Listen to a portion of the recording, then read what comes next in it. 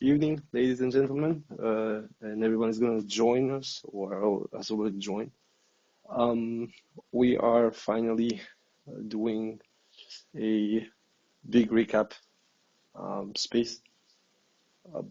As usual, I did the last 2 years, so roughly in October 2023, remember that there was a big space about Avdiivka. And last year, September, October, we laid out the foundation of the current, let's say, shit show when it comes to the situation, both in Donbass, but also in the adjacent fronts. This space is going to be first and foremost a complement of the thread that I put out a couple of hours ago. I have to, first of all, ask you for, I need to present an apology because at the end, quote unquote, humiliating a kid is still beneath me. I should have never said what I said. Clement is really horripilating. Everyone from the self-made analyst when it comes to the pro-Ukrainian side is absolutely horripilating, and honestly is one of the reasons why I really hope that we will have a different way of dealing with access to both information and its quote-unquote analysis. I'm not saying I shouldn't do it, quite the contrary, otherwise why should I do it? But it's the overall lack of self-honesty. There is no ethics in what is being pointed out in most of this analysis. And of course, the biggest ignorance of all is the fact that despite attempting to be quote-unquote neutral or factual, most of the time you can really feel that it's going away and trying to show you that, oh no, Russians are losing. And this overall paradigm that I have, to me, is absolutely damning, because I don't really understand why they need to do it. The sooner you call a spade, the better it's going to be for everyone, especially for Ukrainians. That's why I keep saying to everyone that the problem that you're going to have on long term, especially if you start pretending that things are good for Ukraine. Well, obviously, after the thread analysis, I hope you got more or less the deal that the things are not good. It doesn't matter what you think Ukraine is doing or whatever. Things are bad. They are bad because on a on-depth analysis, a strategic one, Ukraine is losing a lot of space to maneuver around the current areas of combat, not only around the line of contact, but also the rear areas. We know now, and you know as well, that for about 20, 25, 30 kilometers linear from the line of contact, everything that's logistical is going to fucking start dying. And this is for both sides, by the way. I'm not trying to make it like Ukraine alone is suffering. The issue is that the replacement rate on the Ukrainian side, given how the Russians have been able to maintain the level of advance through May 2025 to up to now, October 2025, is impressive, because even absolute coppers like Oryx and the like are recognizing that the Russians are doing this without heavy equipment like back in the day.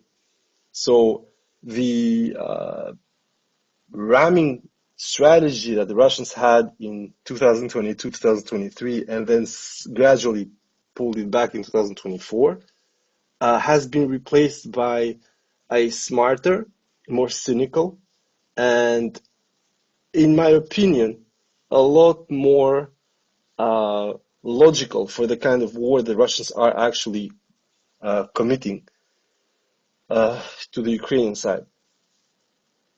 The other big issue, I explained this multiple times, there is a huge problem with the Ukrainian culture especially the strategic culture and the higher up and echelon culture. I do not understand how people can still look Sirski in the eye when this guy is lying. I mean, we've seen Russian generals bullshit because they have to say something, like when Konashenko says, like, we destroyed this and that. Of course, we know that is bullshit. But Ukraine is supposed to be the complete contrary of this, so they're supposed to tell the truth, and they're supposed to actually have an impetus to do that. Even if it's half-truths, you know? But you cannot go out and say we liberated and cleared over 360 square kilometers when the breach on itself is 230. And on that aspect, you have this problem. That's why I'm calling the space today, Cope State is only a syndrome. A symptom, sorry. The issue with Ukraine right now is that they started this war with this double strategy I told you, which is facts on the ground and then doubling up with the PR going for it. So that played perfectly with the carelessness and the lack of understanding from the Russian side on how the war was going and how the war was being prepared on the Ukrainian side. For the Russians, it was, we're going full on, we seize the lines, we starve the pockets we have, we clean them up, and then we move up. Which was a very, very bland and very basic kind of deep space 2022 sauce. Deep space battle wasn't exactly that, but you know, there were things there. And you can see, because if you go to Deep State, you're going to see pushes, especially along the Bug, the southern Bug. The Russians really went amok. If you see, early on, they achieved the passage to Voznесensky along the Bug. Had they taken, for instance, Nova Odessa and Olshanske, instead of going for Voznесensky to cut the passage through Arbuzinka, Pervoymaysk, and so potentially trying to reach Yuzhno-Ukrainsk, which has, you guessed it, the second largest NPP within Ukraine. They weren't far, honestly. Had they bypassed Voznесensky, moved on Yuzhno-Ukrainsk, they were exactly 30 kilometers from there. You take that place, you bring people through, and it's done. The issue, though, is that they went there with a half-assed combat group, the lean and bullshit BTG system, which, as I explained very early on, was great when the opponent would fight you on that level. What the Ukrainians went straight ahead. They understood that the BTG was too light on infantry anyway, so they would hit you to the logistical side, force your guys on the foot, separate your firepower from the cover that they had. On top of it, you can see, like, Voznесensky from the departure line in Armyansk is, I think, something like 200 kilometers. And these motherfuckers did that in 240 kilometers. So they did that in 2 days. Russians rushed in 2 days, 240 kilometers. Okay, they blew back, they failed in a horrible way. But they did that, 2 days, 240. So when people come at me and say this is that, you have to understand what's going on. You try something, it fails, then you can also not defend it, because the other side is going to peer the shit out of you. And Ukrainians understood that perfectly. That was the double whammy that they had. They would beat you on the ground for various reasons, mostly Russian fault and misunderstanding, underestimating the help that Ukrainians would receive from alleged non-co-belligerent powers, which it's a whole other rotten can of worms. But yeah, they handed the Ukrainians a very neat and proper PR victory that made everything worse. the stigma and the issues of 2022 have made a lot of people just flip around. A lot of people that were die-hard Russian nationalists now are literally trash talking the Russian army for things that they themselves don't understand, because this is something that, in my opinion, is going to hit the Americans at their next escapade somewhere in the world, which is they are going to get pulled back, dragged out, and stopped by people that would be even less well equipped than what Ukraine has right now. Because we don't need to represent again. Ukraine has received, plus benefited, plus has cost a group of nations that is supporting it.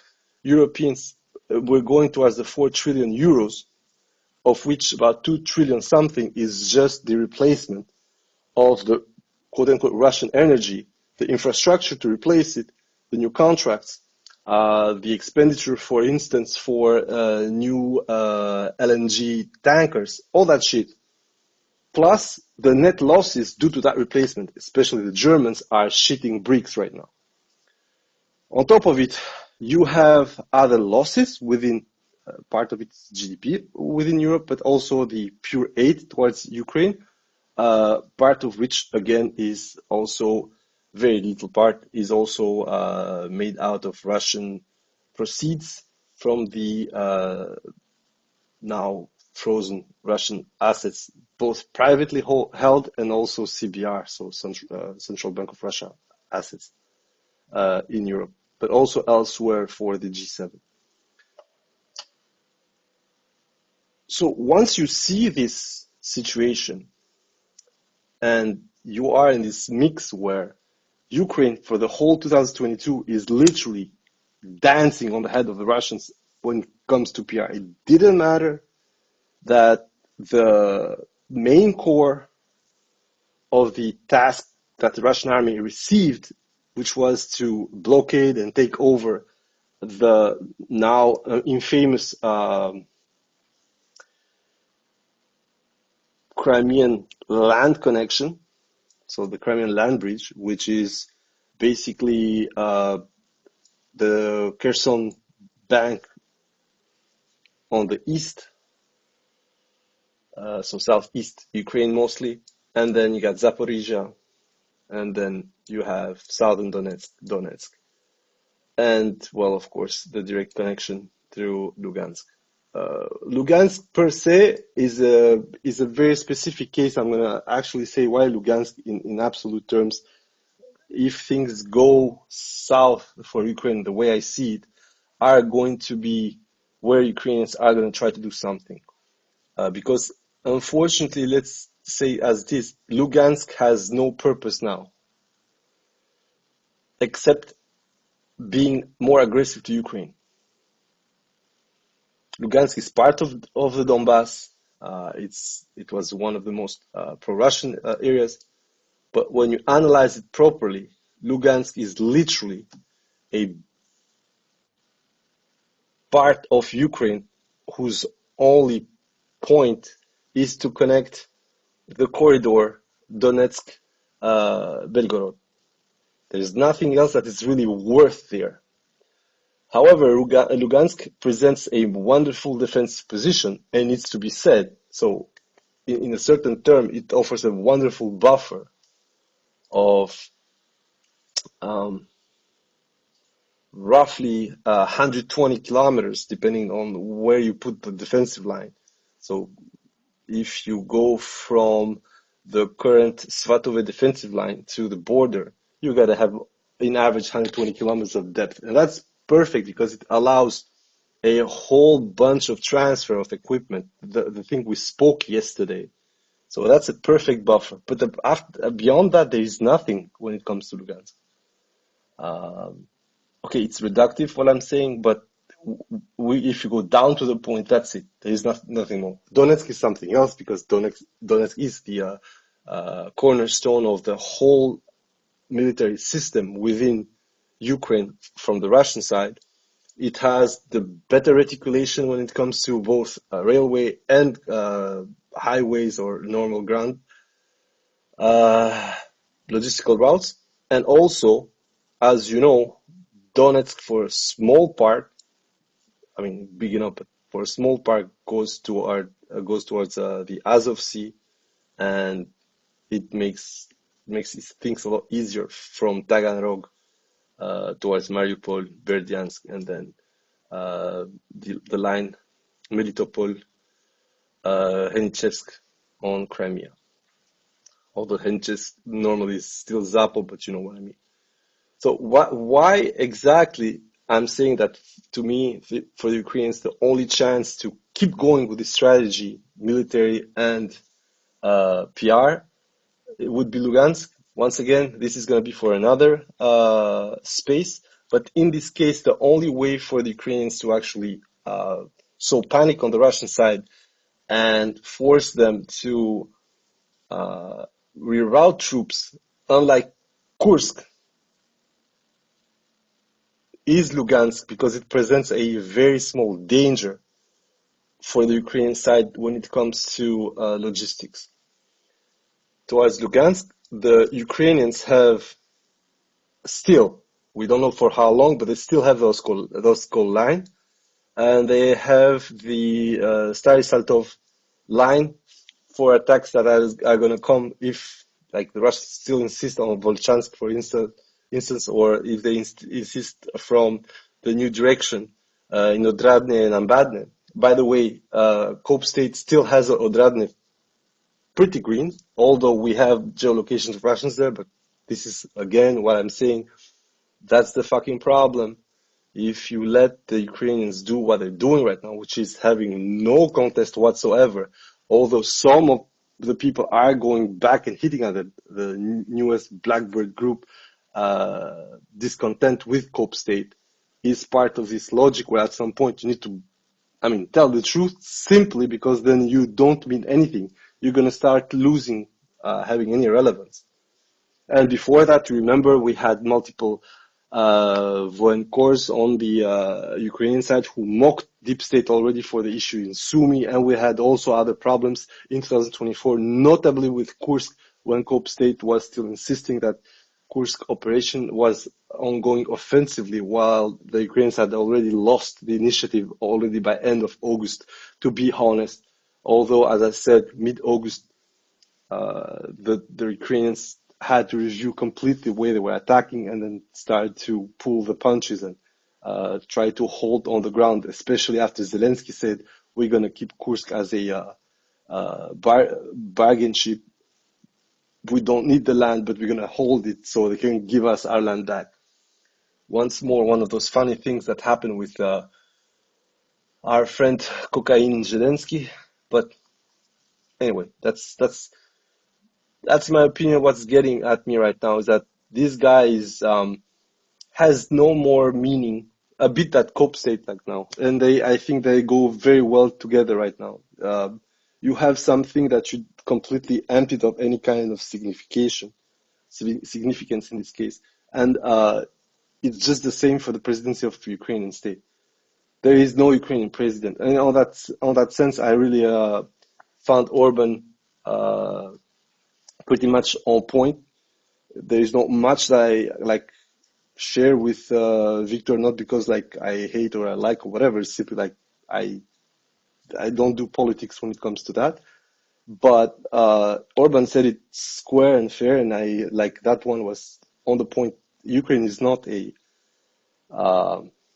sovereign state. It survives thanks to handouts, thanks to defensive supplies coming from other people.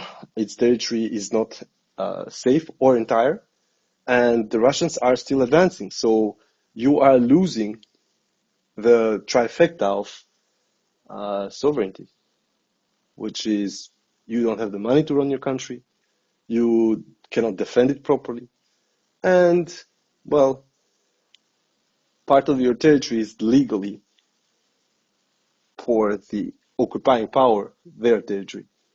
In that case, I mean, Orban legitimately is completely on point.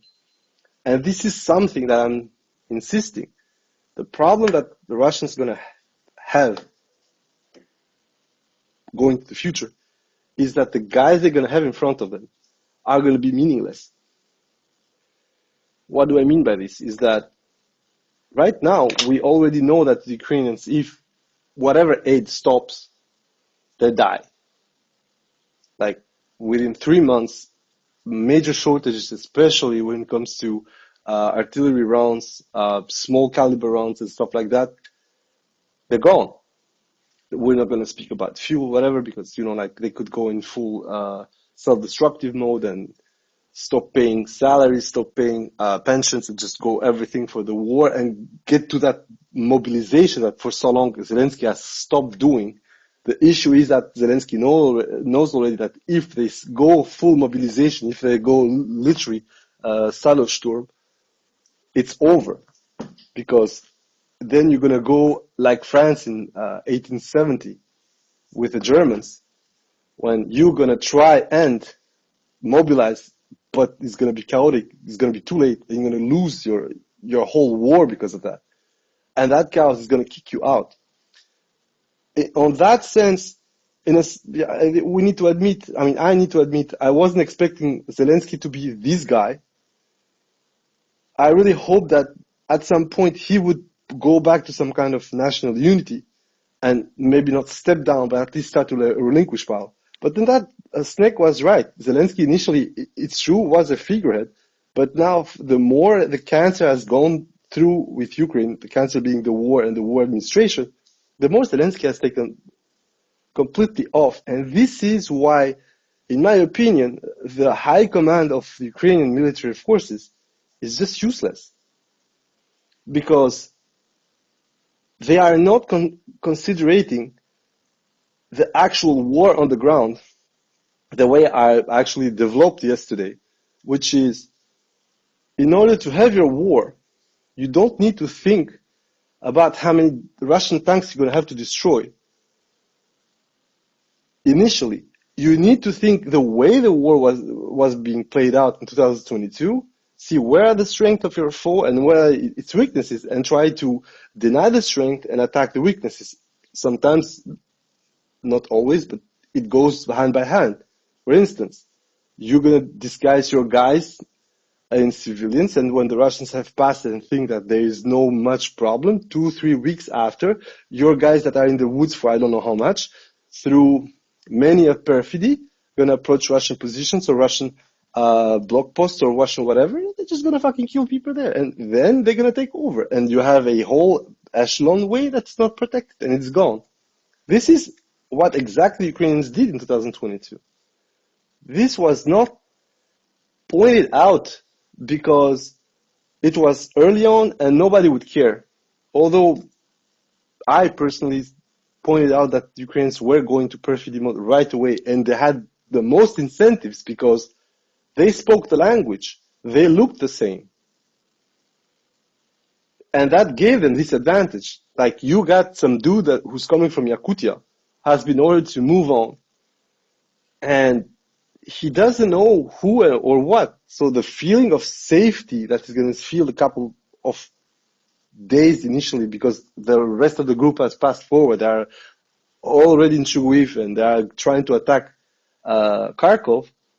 Well, you're going to have it because you're like, okay, I'm more or less safe here. And suddenly you see a couple of guys, 10, 15, 20, with yellow armbands out of nowhere, and they're on you, and you're gone. And how do you think that guy is going to react? We had these cases in Kiev. In Kiev, Bucha, for instance, literally guys committing perfidy, trying to disguise them as civilians, getting caught, executed, and leading to a spread of vendetta for people who hid them, who also were doing everything to facilitate this kind of actions. I'm not going to defend Bucha on its retaliation part, because in a certain sense, I'm really sorry, if we need to be ethical and look to ourselves, if you get invaded, you're probably going to try everything, because all is fair in love and war. However, you also need to take and assume accountability for what you're doing. So your asshole Ukrainian who disguised himself as a civilian and got outside as a partisan, well, then you're going to the basics of the customary laws of warfare, and it is you are acting in a way which is not permitted, so you can be processed on the field. And that's why I'm saying the guys who got ventilated in Bucha, who got captured, on which the New York Times did this article initially, those deserve to get ventilated, point. Remember that the same thing happens to Germans who disguise themselves as Americans during both the failed Ardennes counteroffensive, but also that tried to do the same on the days posterior to this attack, and when the Germans were actually defending their lands. They also got caught, and they also got executed. And it stayed perfectly legal.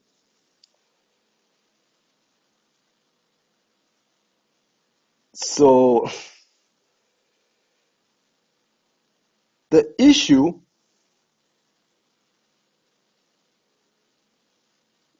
that we're having here is, once again, the Ukrainian side started to lose it after 2020, 2023. Especially, you remember, I mean, for people who know me since the start of the war and who have been following the spaces, the counter was so much anticipated by both sides. Ukrainians thought that they were going to do another Kharkov. Pro-Russians, we discussed this with the group, like, since they started failing the exploratory attack in March 2023 on the same position when they did it in June, so the core position in Zaporozhye, which was around Robotino. We knew they were going to fail there. Not because, and that's what I said on the thread, not because the Ukrainians were stupid or whatever. No, they were lying. They were lying because they were surfing, they were riding this hype after what happened in both Kherson and Kharkov, which were completely avoidable if the Russians would have used the forces they used to go after Bakhmut just to stabilize the situation between July, August, and September in Kharkov.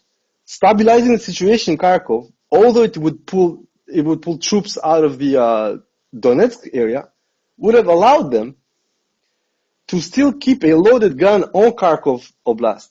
What they did is they lost about 11,000 square kilometers at once, and this is giving, to this day, a huge buffer to Ukrainians. We speak about a 75-kilometer buffer in most of the places, but from Derhachi to basically Milove right now, you are over 110. So that loss, although, as I said, was accepted by the Russians in the sense that, okay, we can always go back to Kharkov, and that's what they did. I mean, they opened the Volchansk area as a pullover trap, and then now they're starting against around Milove. Every time it's going to be the same for the Russians. They can access Kharkov because it goes through Belgorod, and it's going to go to Proletarsk. They have the ways to do it. The issue, though, and that's something that we always said, is that going against Kharkov in the current area without having a junction down south, which would be then indeed the sister city Sloviansk going to Izum, is useless.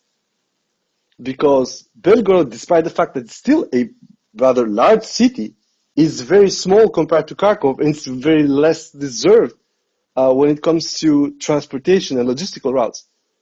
If you want to start piling up guys in Kharkov, you have, well, two main highways, and there is no direct connection that would cut through Belgorod towards Novy Oskol. You will have to go to Stary Oskol anyway. So you do not have that play that I was speaking about that Ukrainians had down in Zaporozhye in 2022, 2023. Therefore, in a certain sense, what Ukrainians did in 2022 is that they allowed themselves to win over completely the battle for Kharkov. But the issue is that Kharkov, in any case, is going to be a dead end. It's a huge city, 1.5, 1.6 million inhabitants pre-war. Now they're going towards the 600,000. But the urban combat in Kharkov, unless there is something else that happens there, which means that people are going to go around by Degachi or go south of it, so basically go back to Balakleya, cross to Zmiv, and cut the south reinforcement, putting every single flow of forces going from west to east, and therefore being potentially blocked to Poltavka, Opishina, Kotelva from the west, where there are the crossings on those bodies of water. Kharkov is free as a fish. In a certain sense, for the Ukrainians, the strategy in order for them not to lose the northern Ukraine was to keep Kharkov, and it still is like that. And this is one thing that, in my opinion, as I said, if the Russians had not done what they did, that choosing Donetsk instead of choosing the Kharkov area, we would have more or less the same map we're seeing Donetsk today, but at least half of the ground that Ukrainians got back for sure would have still been Russians. If not, the same situation would be more or less today. And that would have allowed, as I said, instead of having this bullshit attack going from Konstantinovka to Sloviansk, we will have the Russians around Izium, and then the distance from where they are today to Izium would be roughly 70 kilometers, which is a very, very, very big gap, prima facie, but when you see the obstacles you need to pass through, especially with Izium, and the area around the Donetsk river, you understand that it's a lot more problematic than just, okay, we have these 70 kilometers, let's flow inside. And on that, I'm going to come back to why I'm developing this. The Ukrainians knew perfectly what they were doing. It was 50% of results on the ground, which were extremely beneficial to their warfare, and that allowed them to now start fixating the southern Ukrainian front. But the Russians at no point attempted to counter even the PR side of it. Russians started dooming right on the spot, and this was ongoing since you had lacks of result towards Kyiv. But that's what it goes, like that's how it went.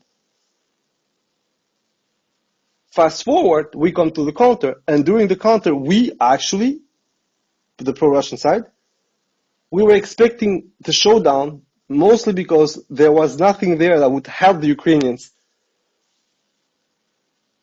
be that on the topographical level.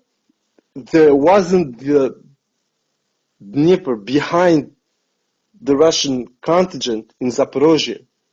The depth was sufficient. We made a simple calculus. If the Ukrainians were to attack and were to lose 100 guys per linear meter, they would lose about 8,000 just to create a breach from where they're going to start to the Azov Sea highway. And if you need to start opening it up, then you're going to put 20 other lines. That meant 160,000 guys that were going to die for those breaches. And of course, it was an exaggeration. That was not the point that they're going to really commit suicide by killing off a fourth of their army over there. But it was just to illustrate how much it was completely out of their potential, and especially once we started knowing the quantity of aid that we're going to receive for this counteroffensive. On that, once again, the Tug Shaker files helped solidify what we were at Timor Criminal we were expecting that they would get.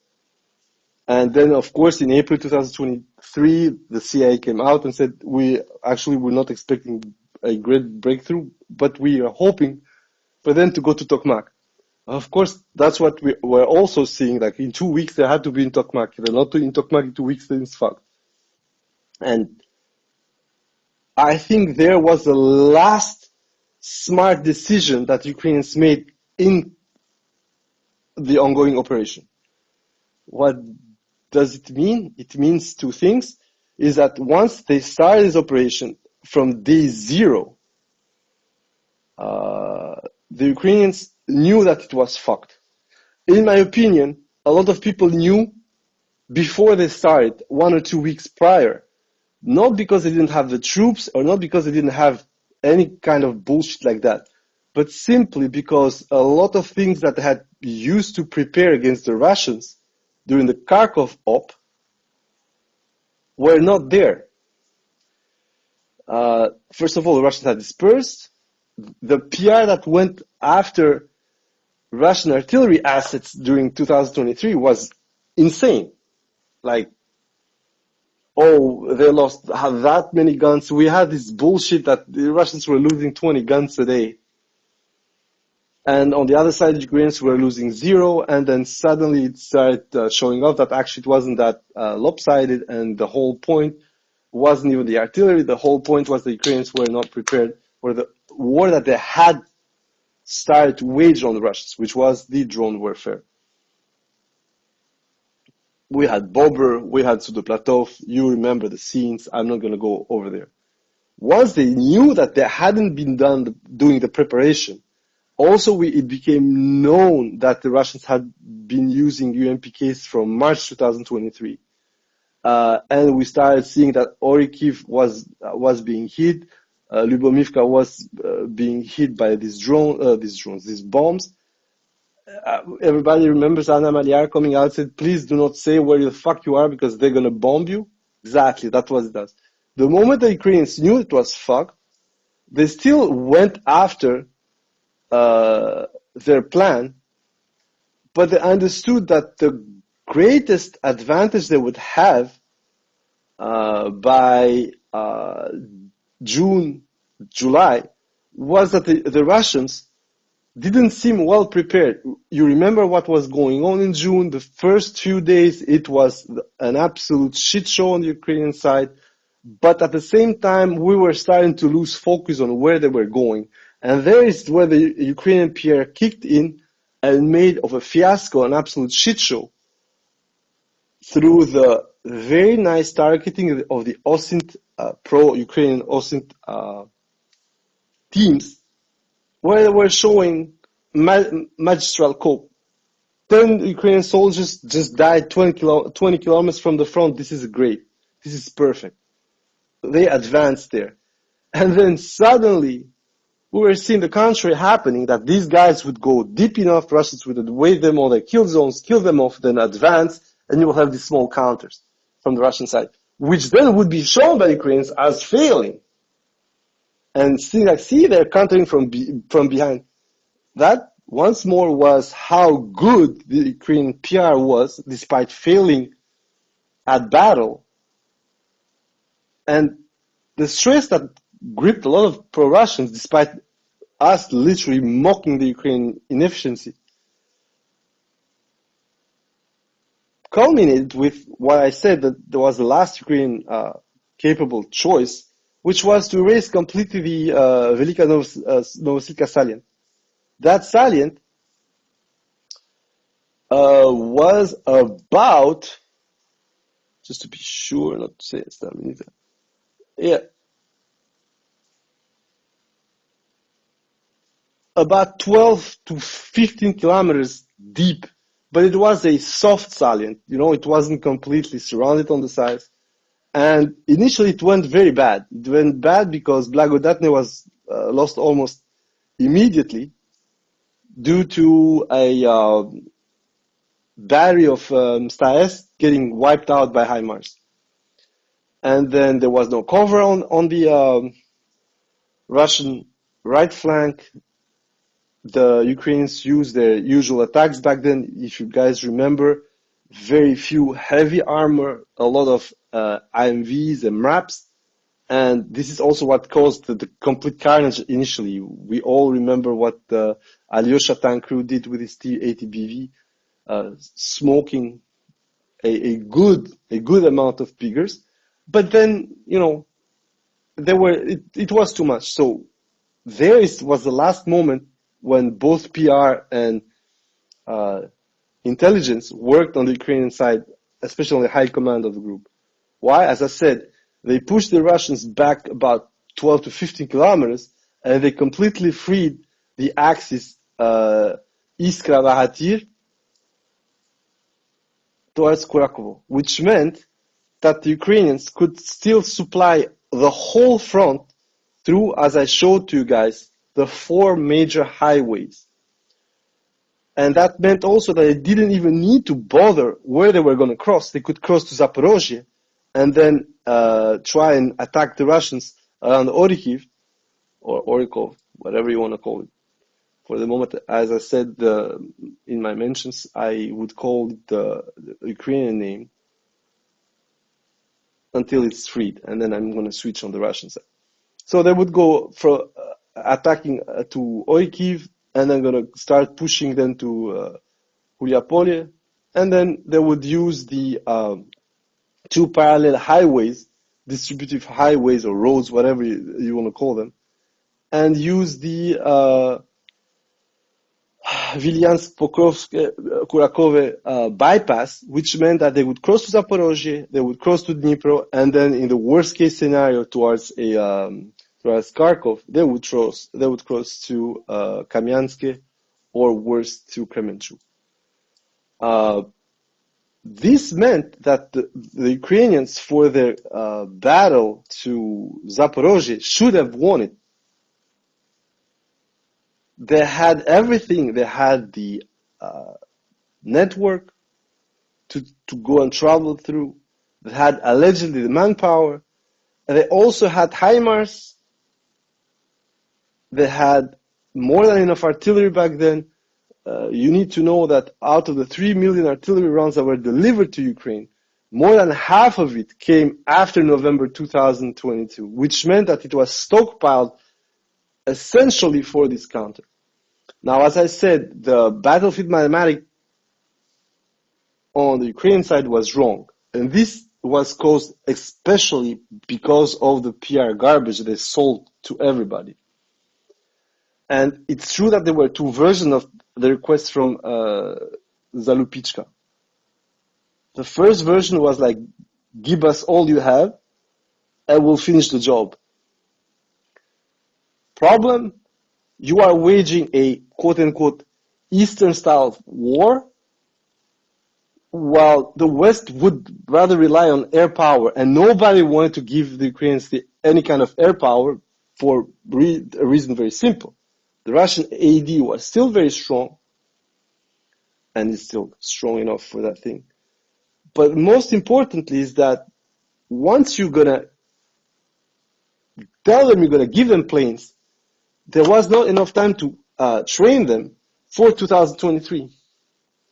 So what you're gonna be doing, then you're gonna have to give them pilots who are quote unquote not active flying personnel, with the risk of losing a couple of them, getting them captured on Russian side, and then you have a strategic problem because you are co-belligerent. You're going to tell me, yeah, but they had killed volunteers by the dozens, stuff like that. It's not the same. It's just not the same. Plus, capturing, let's say, even 2 freshly deactivated NATO pilots over 1 or 2 months, you go into that escalation when you need to have to explain that to other people. And politically, okay, the American side was like, whatever. But imagine you just nail, 2, 3 Dutch pilots, a Danish guy, because those were the ones flying the F-16s. So what? What's going to happen then? Then the Dutch would have to admit that, oh, these are our nationals, we would like to have them back. Then you enter into a bargaining chip situation with the Russians, where you put yourself, under them. in a certain sense. Do not forget, we learned recently, as I said, that the Russians were having a funny time with DHL parcels. So much so that the Americans called them to stop the fucking mission. That I think was very bad move on part of Monkey. He should have gone with it. It's awful what I'm saying, but he should have gone with it. Simply because on the other side, the Americans never fucking cared.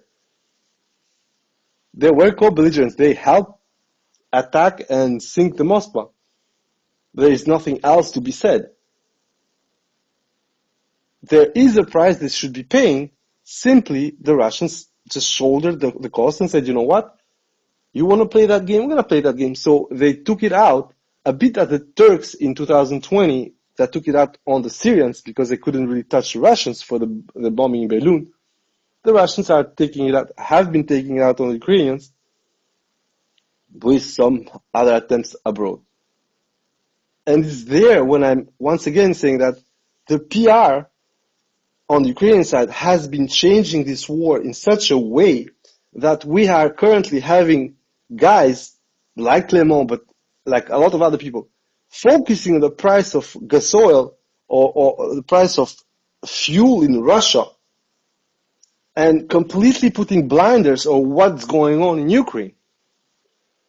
And I've already spoken about this. The problem when you start doing this shit, when you start to ignore it, is that you're going to get what the Russians got in 2022, which is you think everything is fine because you're into this full destruction cycle, and then suddenly you discover that, oh fuck, we got over 200,000 people that either are a wall or are full-blown deserters. Soon you discover that you have been losing like 49, 50,000 killed in 3.5 years, but you've been losing 3-4 times that, and that's why you have holes in your manpower. And I go back to the thread I made in January 2025. You don't have holes in your manpower, and you don't have people that do not want to get mobilized because it's just difficult. No, it is because given on your own calculation, if, as I said back then, the losses are mostly incurred by infantry and ground troops that are more or less on the line of contact, that means that if your infantry, I don't know, is 500,000, and 90 or 80% of the losses that you incur are wounded or killed, are on the ground forces, means that out of the 430,000, 20,000 that were killed or wounded,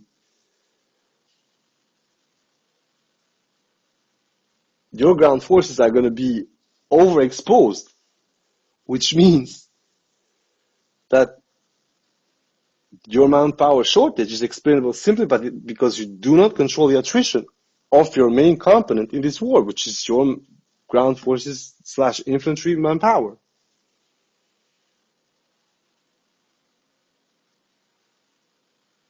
Now, when you start discovering the contrary, that it's not only 50,000 or 40-something thousand Ukrainians killed, but it's more like the 160 to 200,000, then you start saying, oh, even if I have 1-to-1 ratio for the wounded, which I said I do not believe for many reasons, but even if you have 1-2, you are at 600,000. 600,000, if again, as I said, those are 80% of your infantry, you're going to be at 480,000 killed or wounded. That's going to be your infantry. So the whole fucking 500,000. In short, the losses that you're going to incur on your main hammer when it comes to war are gone. Like, you do not have the infantry anymore. What you grab from the street, you put on the fucking meat machine, you burn it by the end of the week. The flux makes it impossible for you, despite the PR, despite the bullshit, it makes it impossible for you to have your core task done. Your basics are not covered. in a certain sense, the GSU has become a Ponzi scheme when it comes to resources. The 30,000 guys that you are supposed to have per month in order to cover whatever, you do not put them to train as they should be trained to, restart the reserve, replenish losses, and so forth. What you are doing is that you are grabbing those 30,000, giving to guys who are supposed to go to assaults, like for instance Dobropilya, but you're not refilling the units who are on the back holding lines elsewhere. We're not talking about the AWOL or deserters. We're not talking about the main people. We're not talking about people who just are not there, who are just phantoms. We are just talking about the numbers we know for sure. So this is what I'm trying to communicate here. The problem that we're having with Cope State is just a symptom.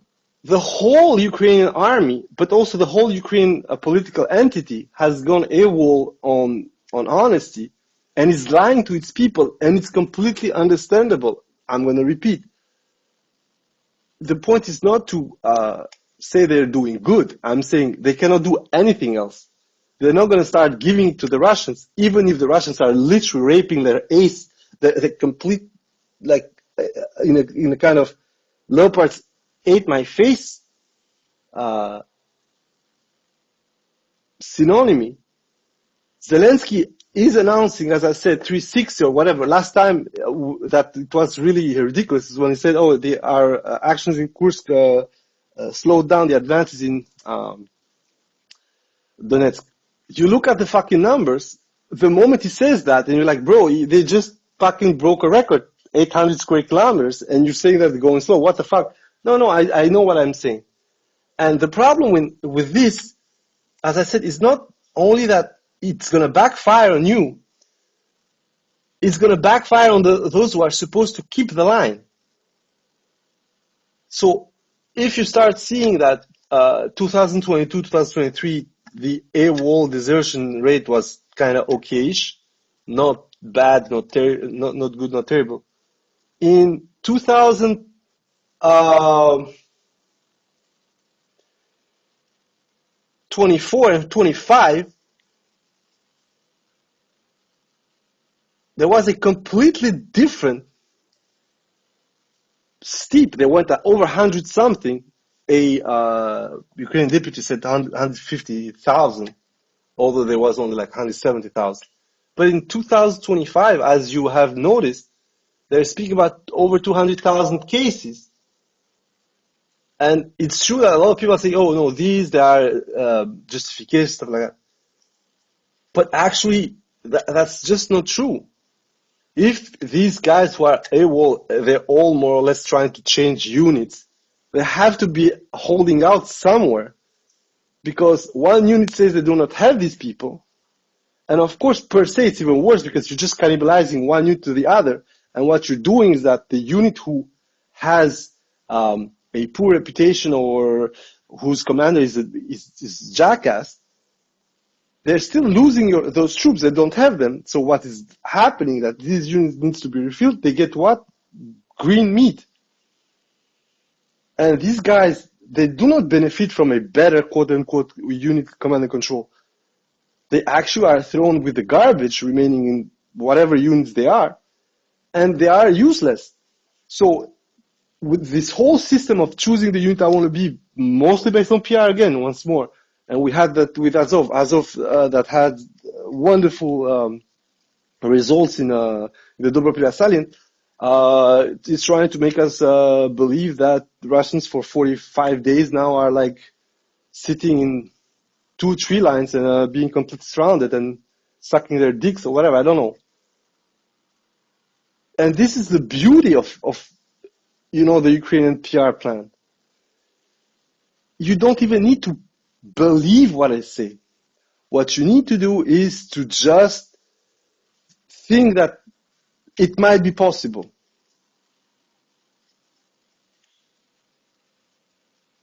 And at the same time, when you see the Russians like grabbing back Pankivka, for instance, you're like, there is definitely an issue there. Cope State just said Zoti Koledezi was liberated.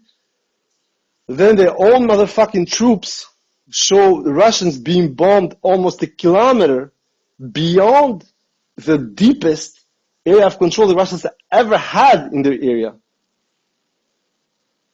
So either they lied, if it's an old footage, they lied back in the day, but this doesn't really work because, back in the day we didn't even knew that the Russians were there, and on a compilation of footage from, I think it was the third Azov, they pointed out all the areas they saw the Russians and where they had moved in more or less, so they had taken them out from there.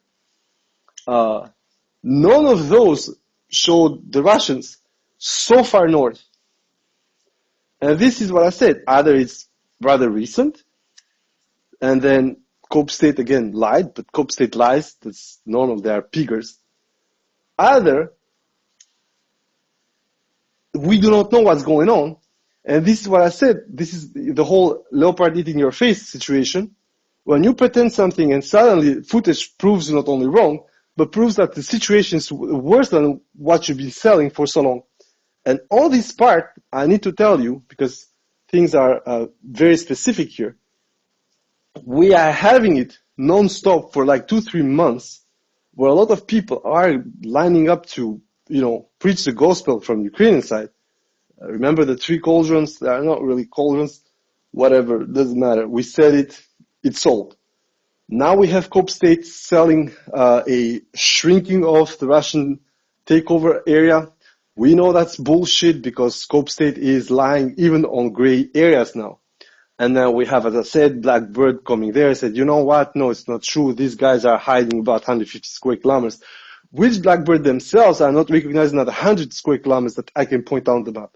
But once again, that's not the problem, because at the end of the day, these guys are never going to hand it to the Russians unless they have a fucking Russian flag up their ass. The problem is when this gets to what I was actually denouncing, rather, emphatically yesterday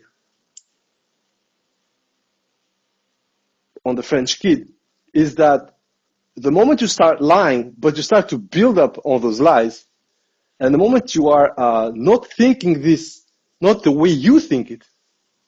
For instance, I'm gonna be honest with you guys. Let's say that you think that your wife, your girl, whatever, is cheating on you, right? And you have this paranoia going through. You're gonna line up, you're gonna self-fulfill this idea, this tunnel vision that, okay, she's cheating, so you're gonna start linking up everything the way you want it to happen, not because you want her to cheat on you, but it's there, it's on you. You're jealous, you're possessive, whatever, doesn't matter. We have the same problem with all these pro-Ukrainians. There is a level of belief that now has gone beyond what can be proved or what cannot be proved. And this is perfectly where the Ukrainians felt at ease initially. Because the lack of information for both sides, they could feel it with whatever image they had. With Dobropila, we do not have that. We don't have it because, as I said, it's a far more different combat that you maybe had when Ukrainians were showing the Russians getting busted sometimes in Mariupol, sometimes in Kiev initially. And then what happened in Kharkov, and then what they were trying to show, for instance, in Kursk and so forth and so on. Here, because of the Russians not showing anything, honestly, zero from the Dobropila axis,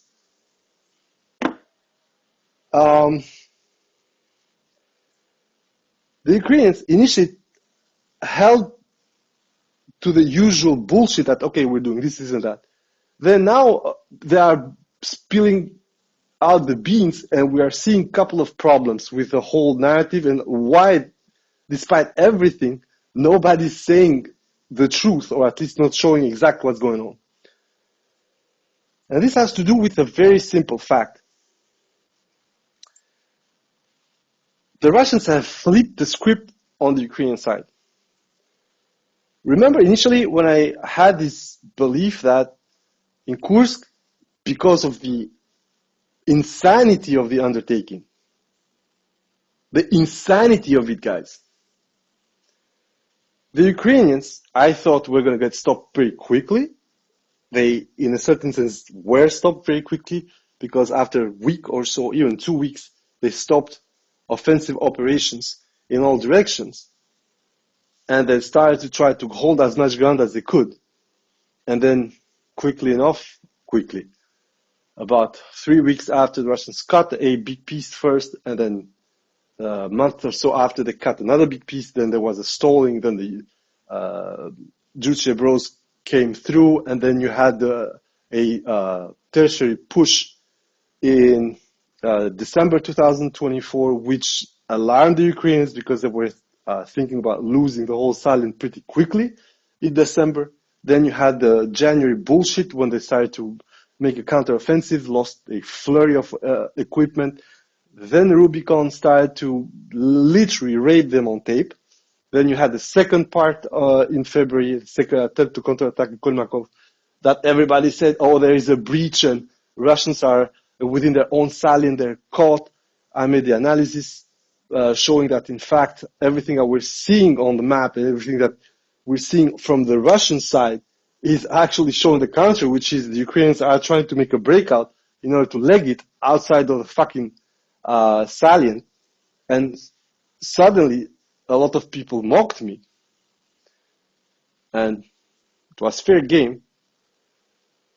But we saw that the alleged attack, those 2 days, more or less, they had lost about 60 vehicles and other type of equipment for a 2-day attack, which within a week showed that, in fact, the Russians had pushed them completely out of their positions.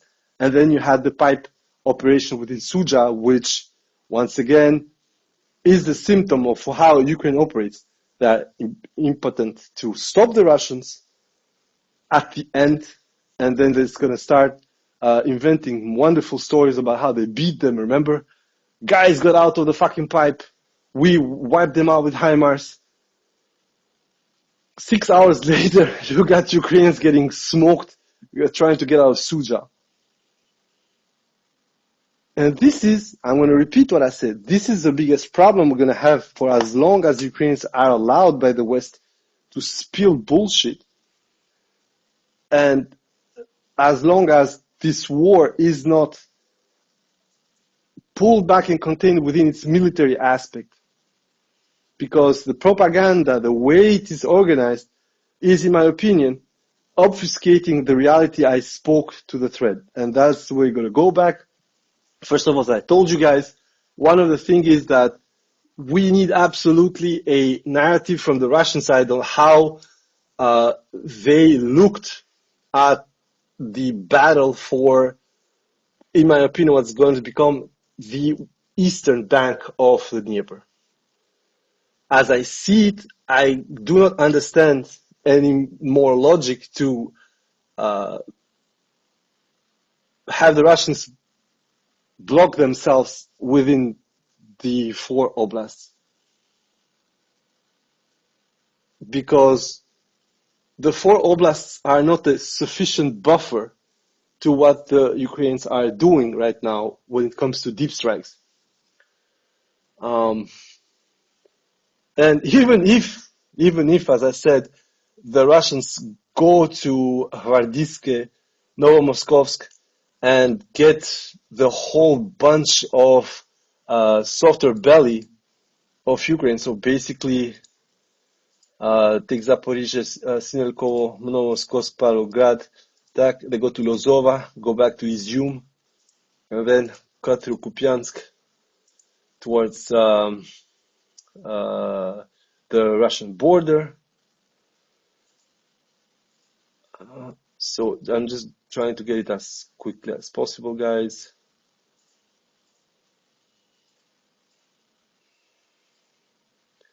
So they would have to take something like 17, 18,000 square kilometers from where we are right now, in order to make it impossible for Ukraine to keep going like this.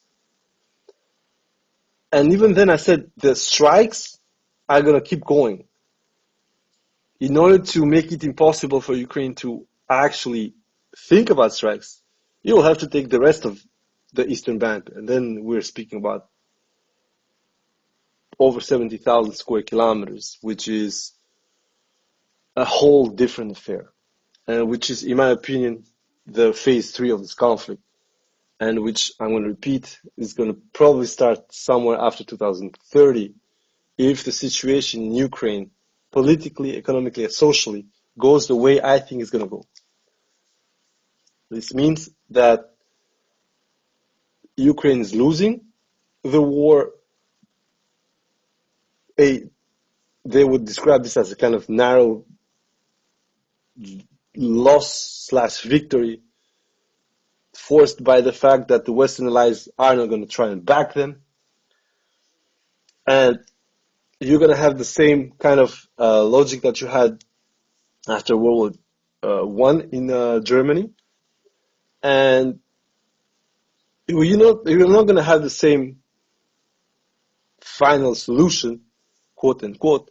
So you're not going to have some kind of Azovite taking over power simply because, unfortunately, given that the Ukrainians are living on credit right now,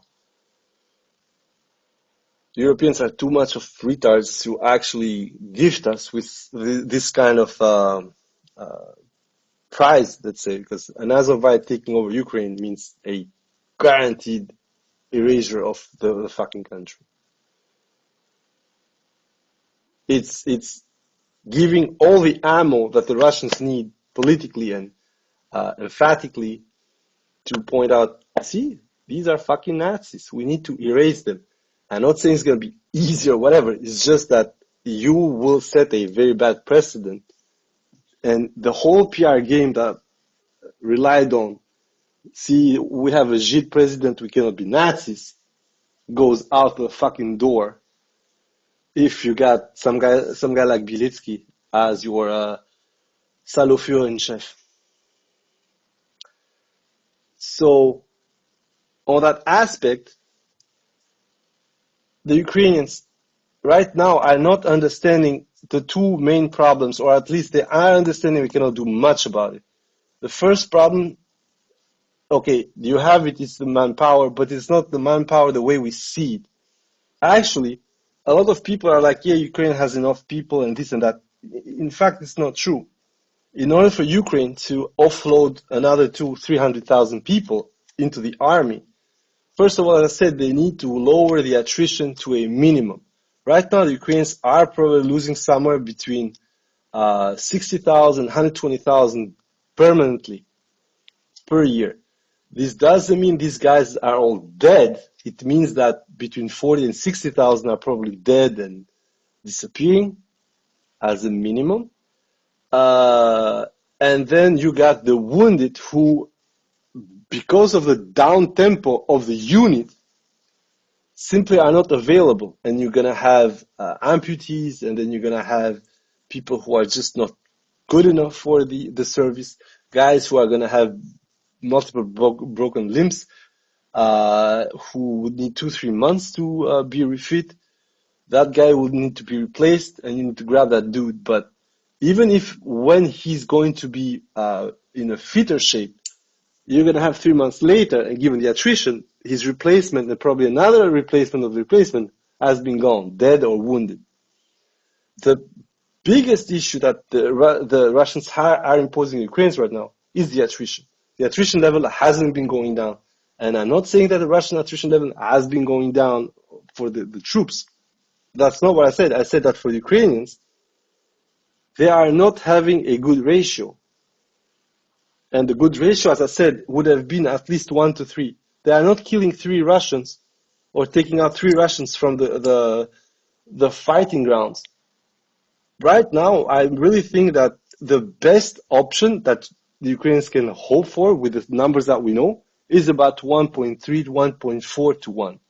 Unfortunately, it's also not that easy because, as I said, the replacement ratio of the population, Ukrainian one, is getting hamstrung by the fact that a lot of people go out, especially women with kids. Now, we had the new change into the legislation that allows 1822 to get out. Once again, that doesn't mean that these guys are going to save Ukraine, but they are out. And therefore, they are not going to return at least until there is still war or a martial law or a emergency status. The moment it gets lifted, maybe they're going to come, maybe they're not going to come. But for as long as it doesn't get lifted, and for as long as the Russians keep the pressure, as I said, in the attrition form, you have a worse replacement rate and a worse burn rate. Biletsky said that much. He said, because we are going after those who cannot pay the tax for the TCK, who cannot just go away, who cannot have protection, we are grabbing the poor. And grabbing the poor means that what you are doing, and I wrote it as a reply to Killed in Ukraine, that motherfucker, the guys who are getting mobilized right now, they are getting mobilized in an unfair manner. There is a obvious 2-3 level system where you're poor, doesn't matter whatever, you're gonna get your fucking poviska. You're rich, depending if you know someone or don't know someone, you may, live maybe in terror or whatever, but you're gonna be away. You're rich and connected. You are actually going to be the TCK guy. Or you're gonna be like Pritula and the other faggots, which is you are going to be organizing fundraisers and bullshit and travel abroad and be the darling of the resistance camp. Well, basically all that you do is just being a uglier PR dude. I mean, at least put some kind of Totiana, because those, they can even help the war effort with their own persona. I mean, unless Pritula is gay. He's Ukrainian, so probably he is. So in this case, the situation is slightly more complicated for the Ukrainians than it was in 2022, 2023, 2024, and even early this year. They have a bad burn ratio, they have a bad replacement ratio, and in fact, the losses that they need to quote-unquote break, not that kind of breakdown, but the kind of what we're seeing right now, which is additional pressure put to a specific sector. Ukrainians start losing it. They overreact in a certain case. And suddenly what's going on? Well, it's very simple. They're cracking everywhere. And the Russians are going to start moving left, right, left, right, left, right. And by doing so,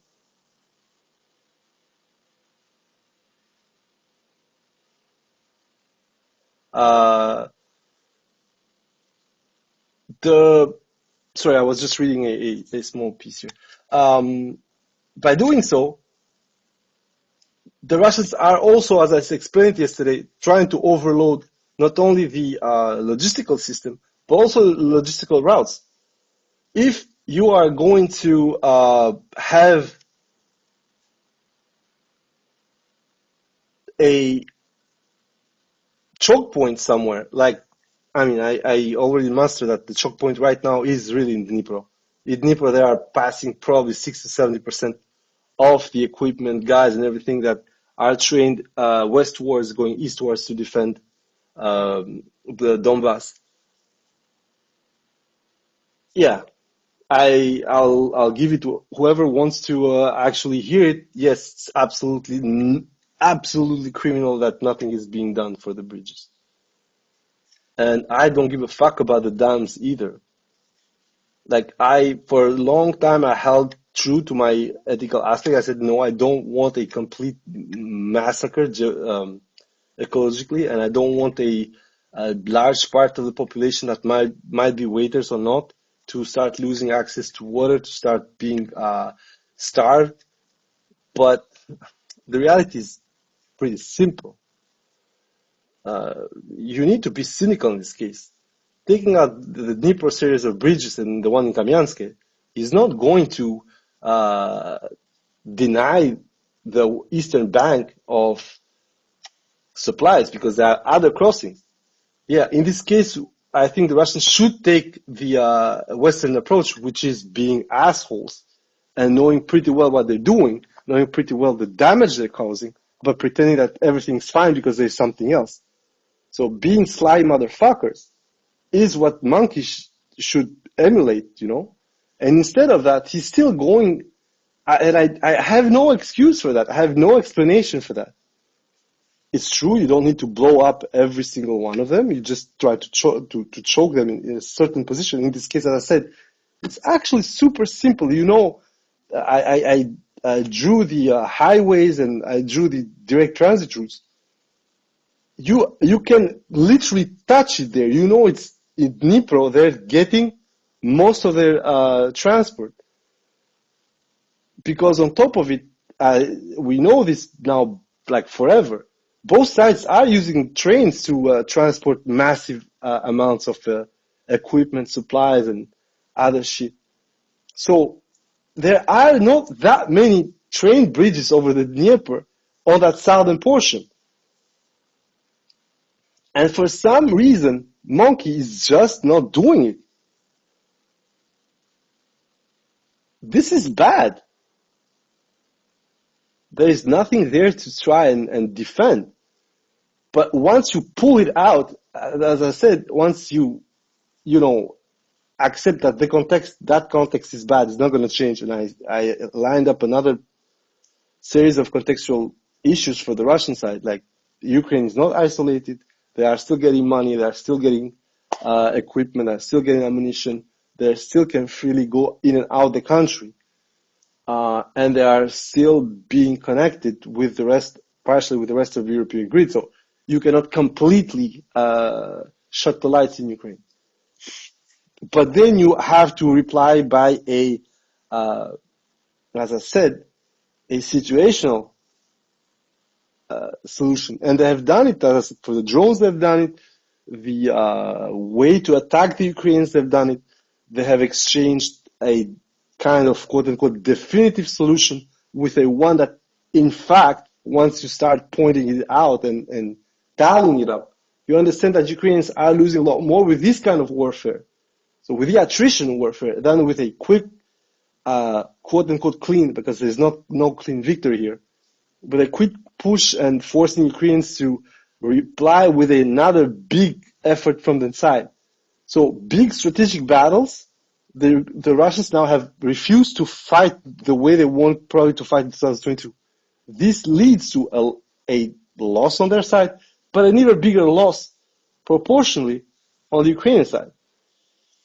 And this has led to the change that we're seeing in the type of warfare that's being fought in Ukraine.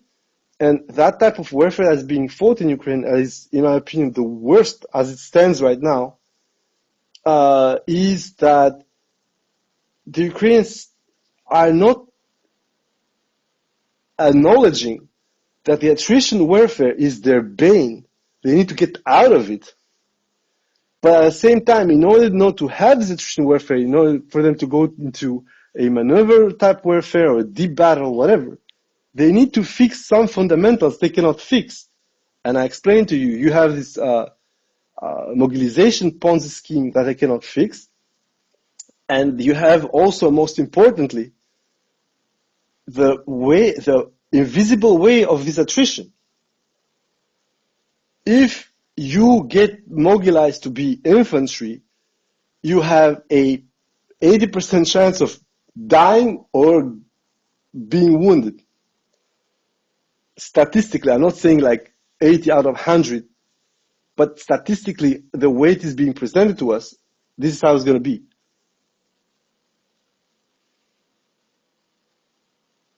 I rather even say that the whole frontline infantry on the Ukrainian side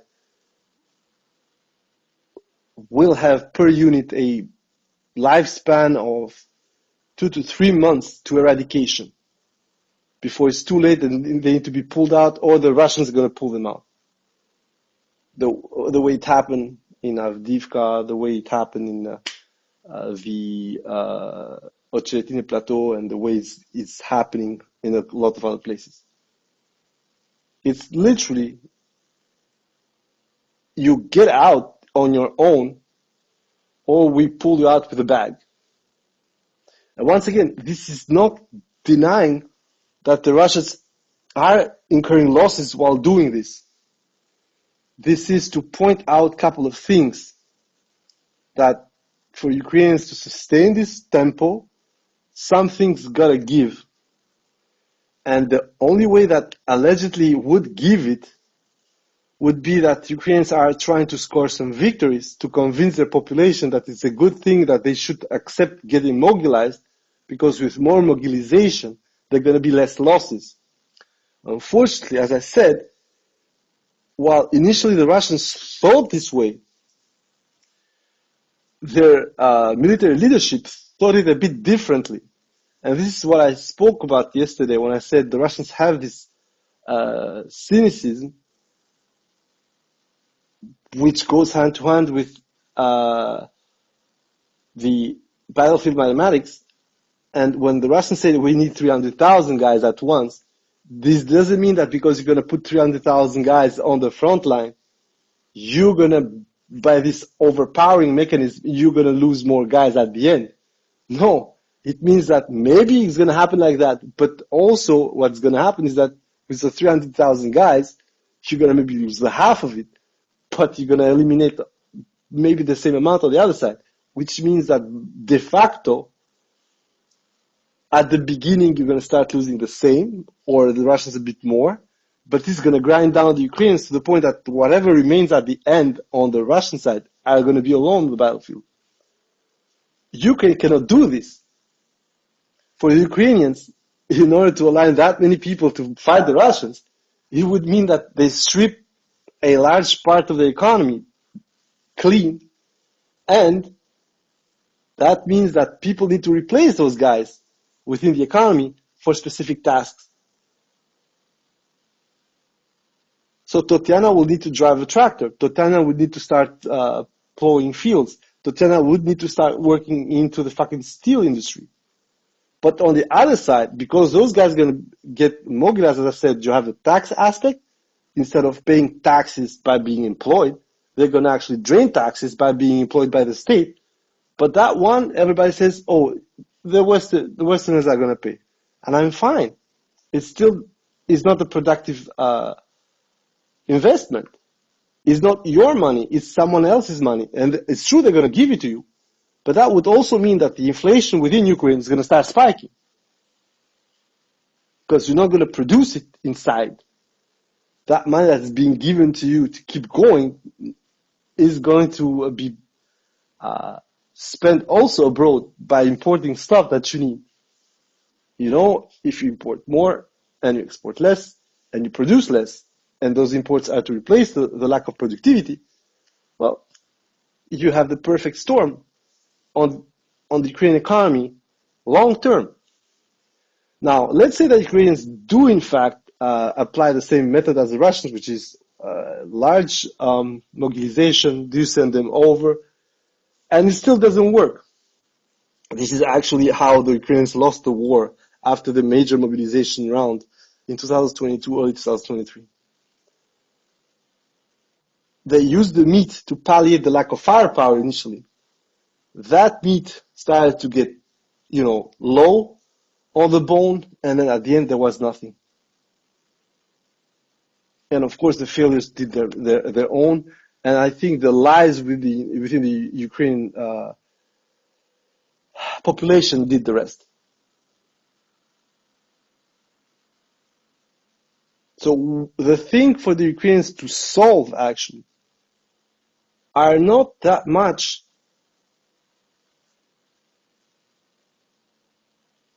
more people, more guns, more money. The things to solve is for Ukraine to understand what the Russians want.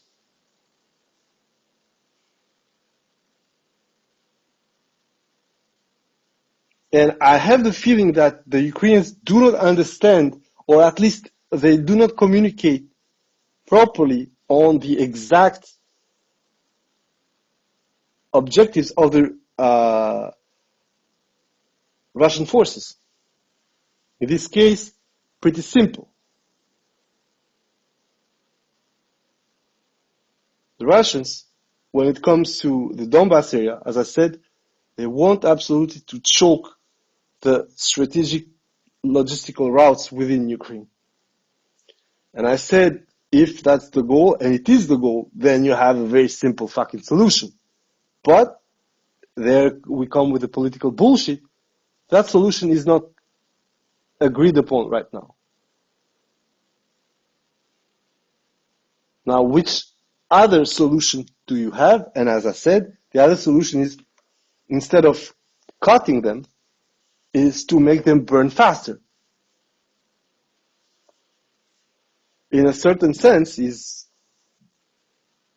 also a logical approach if you cannot practice the first type of solution. Now, the cost of that, of course, we know it's higher. The solution, however, is that if it keeps going at this rate, and it is indeed higher for the Russians, it's also higher for the Ukrainians, but there is also not going to be a replacement after it. There is going to be a backlash later on, because you're going to have a rather militarized society within Ukraine. And this militarized society is going to be problematic for a lot of people. Not only the Russians, but the Ukrainians themselves. And slowly, this is one of the things that initially I didn't believe, because I really didn't think that the Ukrainians would go that far when it comes to the mobilization of people and so on. Slowly, you're going to have probably at least 500,000 people who, in a way or another, would have been living with guns and death and destruction for years. The same thing applies to Russia, but winning the war means that those guys are going to be available for other shit within the Russian, I'd say, imperial ambitions, let's say it like this, although I do not believe in that term, but let's call it imperial ambitions. For Ukraine, what imperial ambitions, what are you going to do? What are you going to do when for 2.5 years, for instance, you were a drone operator blowing up Russians, and now that you lost the war, they're gonna fucking hang your ass? It's pretty simple. There are 3 things you're gonna do. First, criminal organization, potentially outside of Europe, potentially South America, potentially Africa, whatever, it doesn't fucking matter. Second,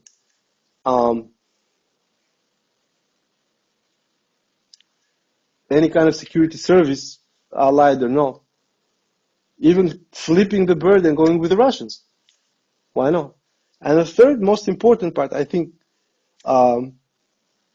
you're going to try and fit to the society, you're going to fail, and it's just going to burn out.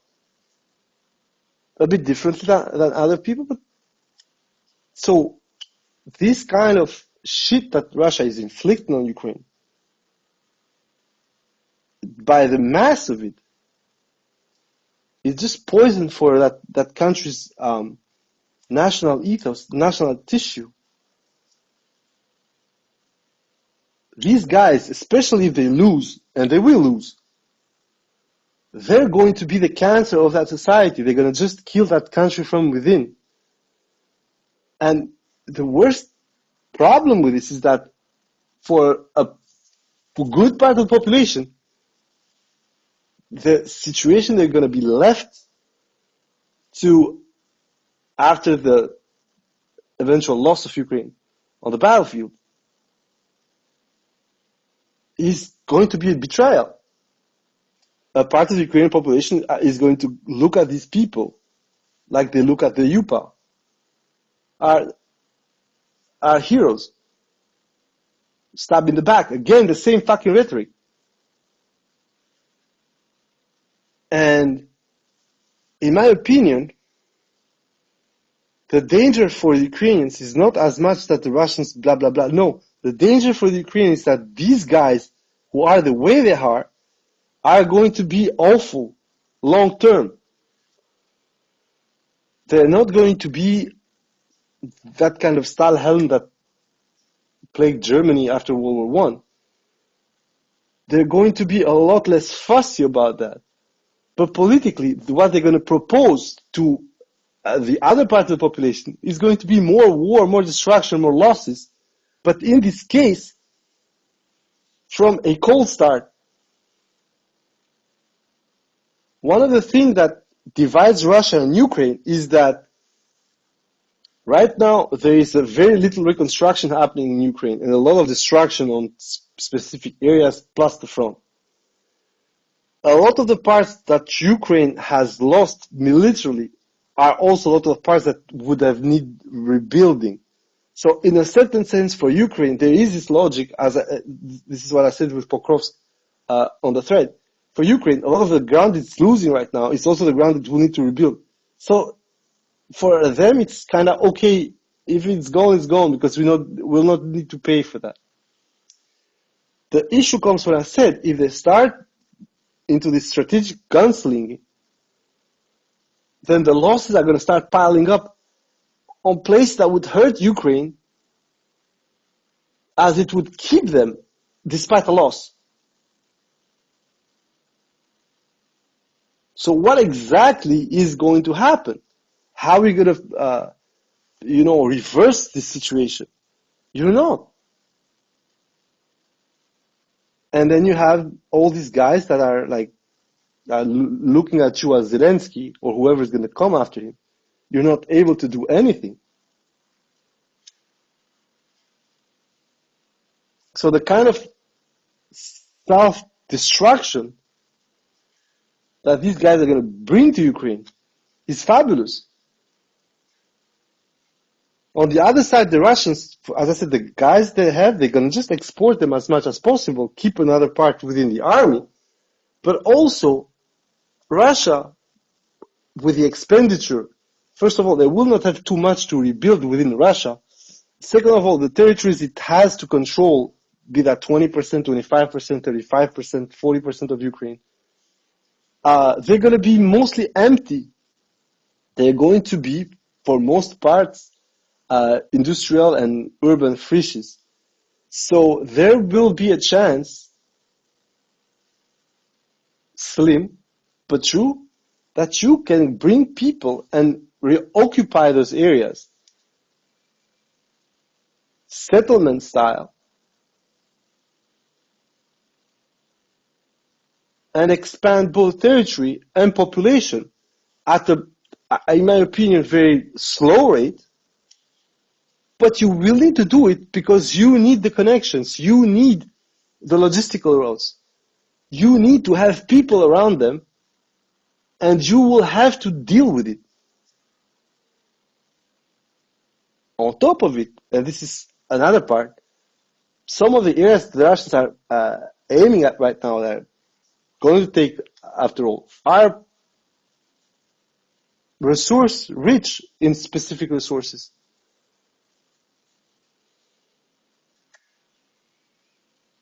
Plus, as I said, if they start reaching and creeping along the Dnieper, so if they take Zaporozhye and then they creep towards Dibrova up to Dnipro, you have de facto a huge control on what happens on the other bank of the river. And for Dnipro, okay, this is not that problematic for Ukraine, because most of Dnipro is on the other side, so it's on the western bank. But Zapo is quite the contrary. Most of Zapo is on the eastern bank. So as I said, the danger is to lose Zapo and force the Ukrainians then about 100 or 80 kilometers up north,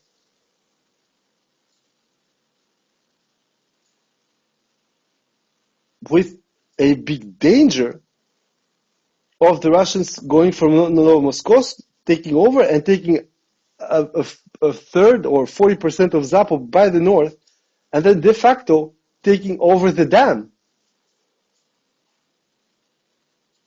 Again, this is in future. Don't think it's going to happen like that. But I'm saying letting the Russians creep along the Dnieper is a suicide note for Ukraine as it stands right now, especially militarily, but most importantly, I think economically, because once you are in position to switch off the dam in Kamyansky, actually, but also start cutting the crossings over the Dnieper at Dnipro, you are going to deprive the Ukrainians of a huge, for instance, rail yard infrastructure. You are also going to deprive the Ukrainians of a huge defensive position.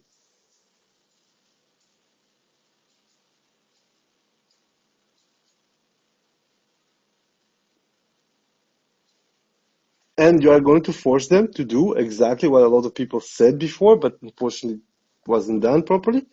You are going to force them to put a stop in Dnipro. Right now, Dnipro is about a bit like Pokrovsk used to be. Of course, the comparison is completely fucked up, but Dnipro right now is your logistical hub for the whole of eastern Ukraine. There is, as I said, Kremenchuk or Kanif as crossings for the Kharkov area, but given where the fight is mostly now, Dnipro is your cornerstone. So the more we're going to advance in this war, the way the Ukrainians are fighting right now, the more, as I said, we're just going to end up with the very simple conclusion that in order for the war to end at anybody's terms, like the war to end definitely the way it's being fought right now, Dnipro needs to be nurtured. Zapo is the first objective, which would force then a switch of the logistical flow towards Dnipro. And as I said, that alone adds you a day of transit and will force the Ukrainians to start using more of the northern routes. But once you see how the north is done with the highway, you see that there's a huge gap in terms of highway circulation, and that your biggest transit area still is Dnipro. If you want to start going to Kremenchuk, it's fine, but you actually have only one major crossing. If you're going to try to cross beyond that, then as I said, you're going to have to go to Kanif or Cherkasy. And then, of course, the biggest critical nodule of transit is going to be Kiev. But Kiev has a huge problem, as I already said, in the sense that it is not that far from the Russians, and it also means that if there is a will to neutralize the transit in Kiev and start cutting the bridges, whatever, it will be done. But the fight right now is not in Kiev anymore, so it doesn't really matter. What matters, as I said, if quickly enough Zaporozhye can be completely cut off, then you can pass to Dnipro. But this, once again, is the long-term view of the conflict. The short-term view, the way the war is being fought right now, it's true that it's rather on the smallish side. Small groups, infiltrations, whatever you want to call it. But it still relies on the same realities, and the realities that we described are pretty simple. Today, the Ukrainians do not control as much logistical routes as they did 2 years and 2 months ago. What they do control, however, as I said, is that enough crossings on one side to the other to be able to still switch the axis of logistics. So up to a certain point, Pokrovsk was the great logistical balancer on the front. Then Pokrovsk got nurtured pretty quickly last year, and right now they're just fighting to get the city. But the logistical importance of the Pokrovsk bifurcation is gone, and therefore now the real, I think, logistical hub when it comes to the tactical aspect is one in Pavlograd, and the other one is in Krasnopavlivka, Panitune area, coming from behind Kharkiv and coming from the highway from Poltava. So your two big axes plus their crossings are going to be Poltavka, and then of course are going to be Pavlograd. Poltava, Pavlograd, those are your current large logistical hubs that are allowing the Ukrainians to defend in Kharkiv and to defend around Slavyansk, Kramatorsk, and the flat in Dnipropetrovsk. And I'm going to repeat how to log them. Well, check on the map again. You log Dnipro, they need to go through Kamyanske. After Kamyansk, they need to cross to Novoselivka, or they need to go all over the place, which is go on from Kremenchuk and then go to Poltava. Poltava, they cut down to Krasnograd, Vardiske, Novomoskovsk, Pavlograd, and there you go. If you keep going with Dnipro, then the Ukrainians gain on transit time alone, on I'd say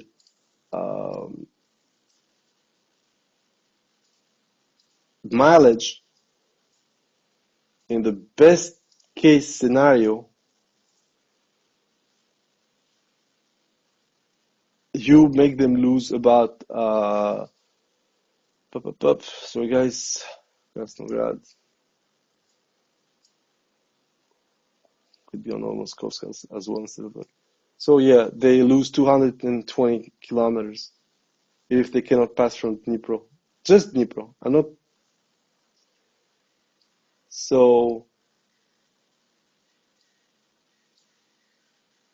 you eliminate, in a certain sense, also Kryvyi Rog as a defensive hub, because Kryvyi Rog goes straight either to Dnipro or to Kremenchuk. Towards Zaporozhye, for instance, Kryvyi Rog doesn't have a direct highway, and it is extremely exposed because it's the highway that goes along the Energoda reservoir, and so around Nikopol and Marganets, it is exposed to Russian FPV attacks, and as we know right now, the Russians are attacking all over the Kherson with their quote-unquote safari hits, and therefore Zaporozhye, as it stands, needs to be still reached from Kryvyi Rog by going towards Dnipro and then cutting south from Mykolaiivka. Once again, once you start analyzing it on the mileage that they need to put through, you are going to see also a difference on fuel consumption. These are the very artistic little things that are going to impact the Ukrainian army a lot more. Because, for instance, as I said, if you cannot use Novomoskovsk anymore, and you cannot cross to Kamyansk, but you need to come all the way from Kremenchuk and go towards the sister cities from Poltava, you're going to have a hell of a time. Instead of going from Dnipro, you're going to leave Pavlograd, you're going to go to Izyum and go to Slavyansk. So the distance that you need to go through by going through Kremenchuk instead of from Dnipro and using the highway Novomoskovsk, Pavlograd, Lozova, Izyum, Slovyansk is going to be over double. You are at 360 kilometers if you go from Kremenchuk, Poltava, Krasnograd, and you're going to be at, I think, 180 something from Dnipro. So, yeah, quickly. No, it's a bit more. It's about 220 kilometers. So, yeah, that's what it is. It doesn't take a huge, I'd say, brain to understand how just by adding more mileage to the transit over time, you just create a extra supply cost. Because if you add back and forth with a single truck, as I said, about 140 kilometers, that means 280 kilometers. I know that it looks like penny pinching when I say it like this, but it's still fuel that I need to buy from somewhere. And I know that they're using pickup, so the impact initially doesn't seem that big. But try to defend that area for, let's say, 3 to 4 months. And for 3 to 4 months where you did 220, you do 340, 350. Well, actually, what you're doing with the back and forth, you are doing a third route, but to transport the same amount of equipment. So what's going to happen is that at some point, Ukrainians are going to start to try rationalizing transit, which means they're going to start using bigger trucks or like a bigger capacity. There is where you're going to start striking, because bigger capacity means at some point they will need to do last mileage transit and distribution, which means that they need to put all that shit about 20, 30 kilometers from the lock positions. You find it, you burn it, and then it starts costing them a lot more. Those small fucking details made the Ukrainians rape the Russians in Kharkov. Russians thought that they were completely untouchable because of the virtue of the fact that they had the initiative in Kharkov, although that was already debatable by the month of May 2022. And after that, it was just, everything was in the open. So, pop. It was game. But what the Russians are doing here is something worse to the Ukrainians. They are forcing the Ukrainians to actually spend more for less or the same, what at the same time having less capability to replace the losses and having less impact on the overall burn rate versus the Russians. Meanwhile, the Russians advancing on the same highways and logistical routes, they gain more nodules to start moving all over the place. So one of the things that a lot of people have been ignoring now for a while, the advance on the E50 from more or less Memrik to actually the door of Pokrovsk has completely, if you check it, by the taking of Kurakovo, allowed the Russians to start using the Mineralny Pisky Donetsk ring axis and start distributing all over the place. It has been putting also a buffer, because this is the beauty of this stuff. Sometimes you think that things happen for whatever reason. It has been putting a 50-kilometer buffer to the Donetsk ring, which is just not having the population of Donetsk sleep in peace. No, it also allows the Russians to start using more aggressively the Donetsk agglomeration as both a transit and a staging ground. This was something that the team discussed 2 years ago exactly at the start of the operation in Avdiivka, that there was a political and military reason for it, but once you allow Donetsk to become a massive staging ground, it's done. It's over. You just need to move on with it. Nothing's going to be the same now, unless cataclysm on the Russian side, but by completely rejecting the strategic changes that are happening south of Donetsk, and in this case is the fact that, for instance, 2 years ago, this is one thing that I still cannot believe, that the Russians got it so early but took so long to develop and deploy. So let's go back to June 9th, basically when we were 100% sure that there was a counter. The Volnovaka nodule, rail nodule, from the front was exactly at 20 kilometers, 19.45 something. Now, the depth from Ugledar, which was still, of course, occupied,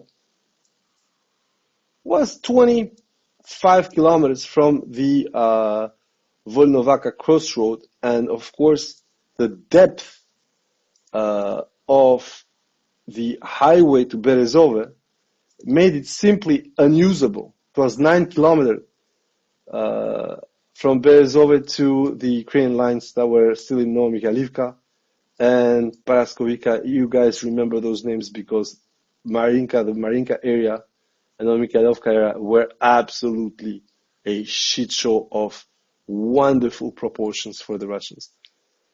And just for the fun, let's advance now.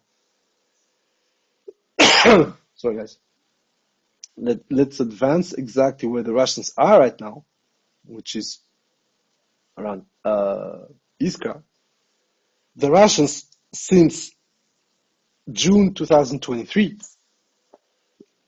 from that position, have advanced 75 kilometers. So, the highway that cuts the Donetsk positions in through, so Donetsk ring that goes towards Novotroitske and Volnovaka, since the end of the fucking Operation Avdiivka, so almost 20 months from now, has gained, just to be 100% sure, has gained over 80 kilometers. Which means that now the Russians have gained such a huge ability to move around, while the Ukrainians have lost that ability to move around the front and start distributing troops. Ukrops, as I said, have gone single stack. The Russians have gone articulate defense over Donetsk. And this is, in a certain sense, is completely normal why Zelensky wanted to attack Gorlovka. Because on that area, you have still the biggest problem for the Russians. If you come from the crossroads south of Konstantinovka at Berezovka to Gorlovka, you only have 30 kilometers. So anything that is in Drushkovka or Oleksivka Drushkovka is gonna fucking bomb the transit axis there, and the rail yard and the rail track that is there in Gorlovka is unusable. It's true that the one in Yenakive is going to be a lot more protected, but you're still at 47 kilometers, so you're going to still get HIMARS from time to time. And, of course, drones and, of course, whatever. Now, once you take Konstantinovka, you're going to establish at least a good old 50-plus kilometer buffer, which will again mean an advance on the line for the Russians. Reminder that the Ukrainians every single time have maintained that some logical or illogical things within the attempts from the Russians to occupy positions, do this, do that, are just cope. That's why we're talking about cope state. So when they still are discussing about how the Russians are going for things that are not logical or they don't matter, they do matter for the Russian side. This is what I told you. They are not looking at these situations from the eyes of the Russian side, or they are denying that reality because, as I said, your bigger problem is that once you start misunderstanding or pretending that something is not what it is, at some point keeping a double accountability of what's real and what's not becomes impossible. I think this departure from what Ukrainians knew was the truth, or what the Russians were aiming at, and what they said to the world, is when I think they lost also count and control of the situation. One of the reasons, we laugh with the Ukrainians is, I'm going to say, is the fact that when they lie now, it's not even believable. Reminded I keep intercepting 600 Shahids and 200 cruise missiles every time, but somehow still shit burns in Ukraine.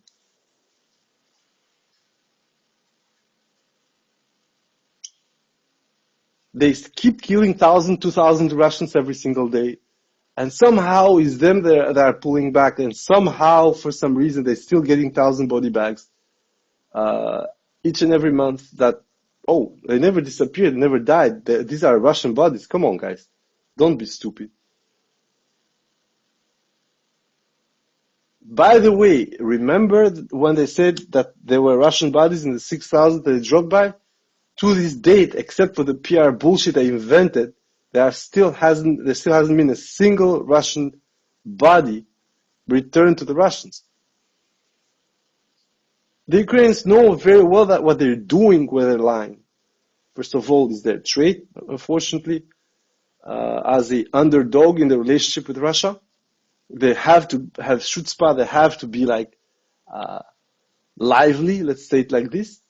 But second of all, it has gotten to a point that started to acknowledge the scale of disaster.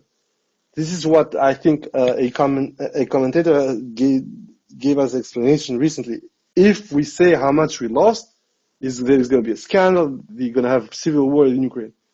And I'm like, you are still going to have civil war in Ukraine later because you're still going to lose the war.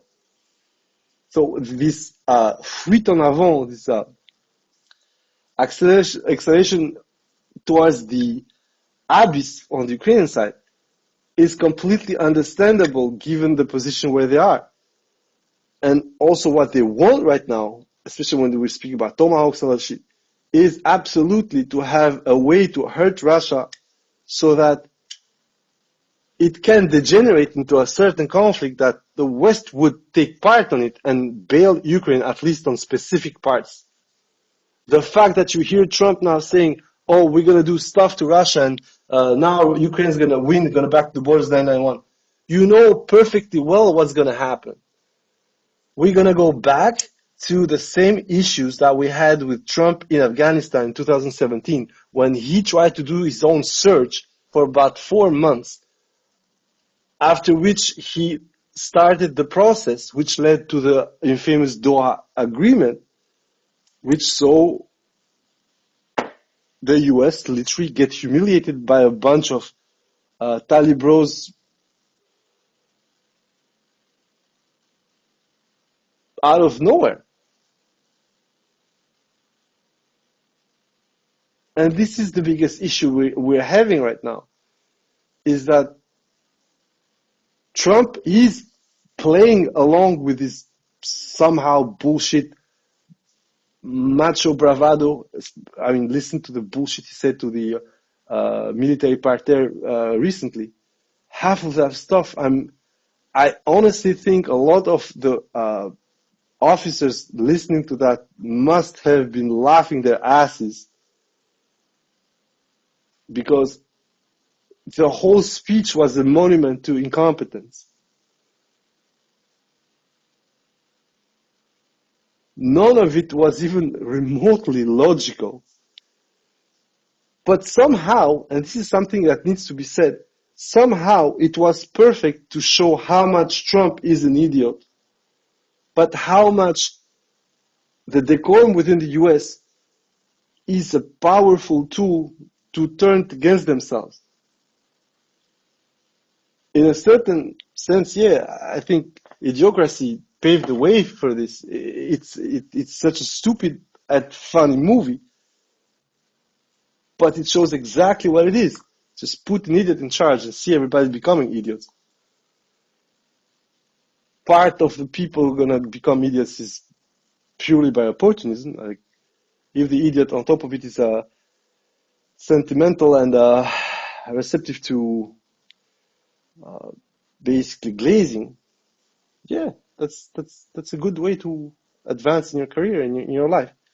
And then for the rest, people who just cannot stand the guy. So you have an internal collapse, not like it's going to be the end of Rome in the US, but simply you are going towards the cracking of the veneer that made the US the bullshit beacon of freedom that we're supposed to be. When you have Trump doing stuff that is completely illegal, and internationally starting to piss off a lot of people, this is exactly how America loses its standing. And people say, yeah, but it doesn't matter, it's still going to give tomahawks, and like, who the fuck cares? Is America going to fight the war in Ukraine? As long as the Americans are not going to fight that war, only thing they're going to do is just kill more Ukrainians, and also Russians in the process. But there is an end to the Ukrainian population at this rate being available for this war.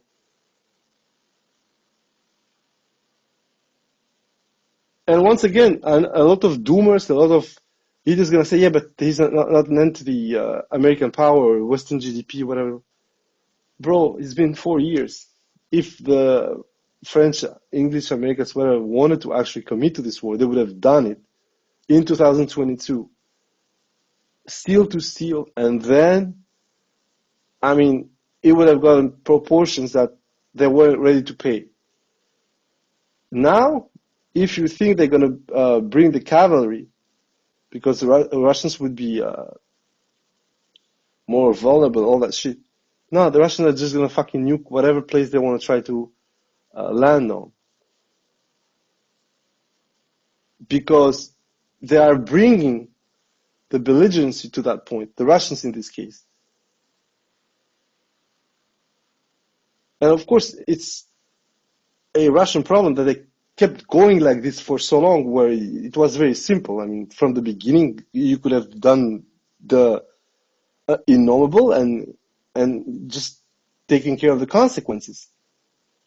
At the end, you still are a fucking nuclear power, and you got some asshole trying to toy with you just because you have self-imposed rules.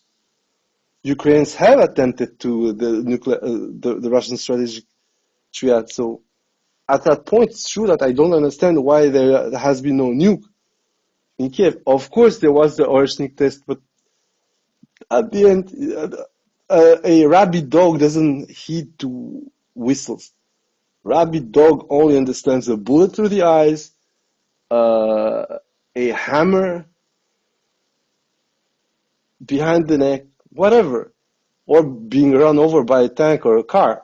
But it's not gonna stop trying to fucking bite you. That's the whole fucking point of him being a rabid dog. And this is Ukraine right now. They're not gonna stop doing the shit they're doing because it's not about the consequence. There is not enough pain to make them stop. And it's true that this is a self-defeating logic, because the more you're gonna add to the pain to the Ukrainians, the less they're gonna have a problem with going beyond that, because they're suffering. So the whole gamble here, the whole wager is that at some point the suffering is going to break them. And actually they are past the point of breaking. What's happening, as I said, is that the West is literally drugging these people via cash, via copium, and of course via political and diplomatic cover. When Russia strikes strategic assets of Ukraine, civilian, dual use, military, whatever, it's a war crime. When Ukrainians do even worse through terroristic methods, is completely self-defense.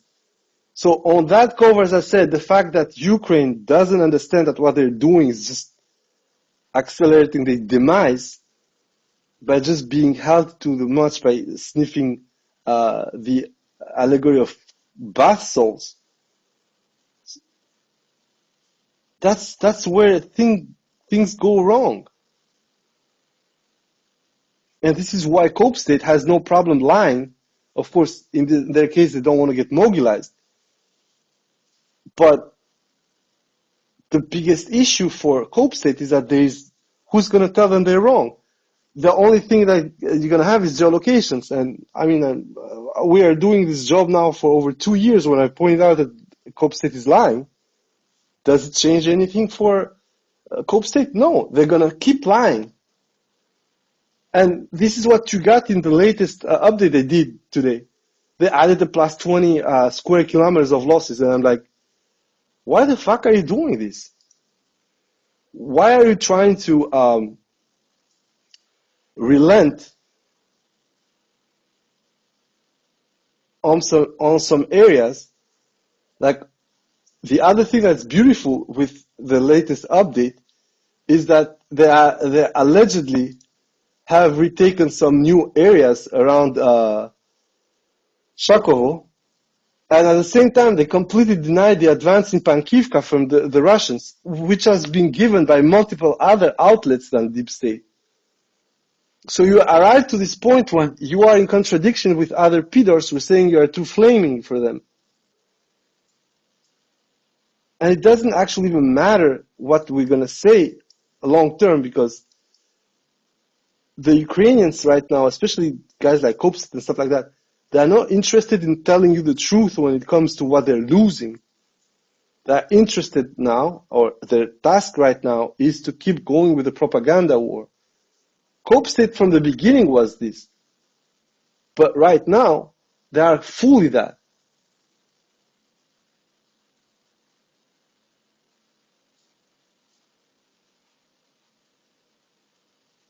And it doesn't matter how much geolocations you're going to find, doesn't matter how much things you're going to point out, doesn't matter. Because at the end, both sides are transforming this war in something very shitty. And the thing that is shitty with this war is that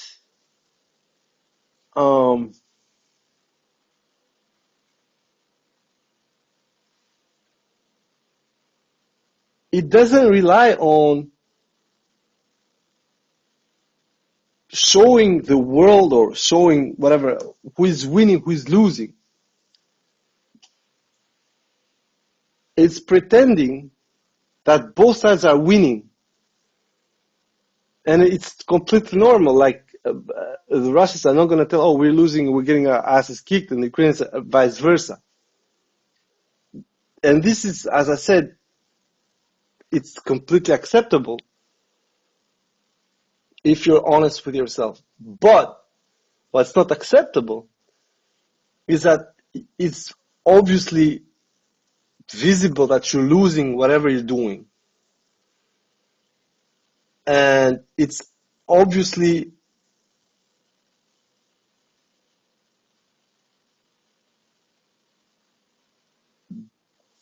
understandable that you're doing this out of duress or out of a pointer from within the Ministry of Defense or the security service, whatever.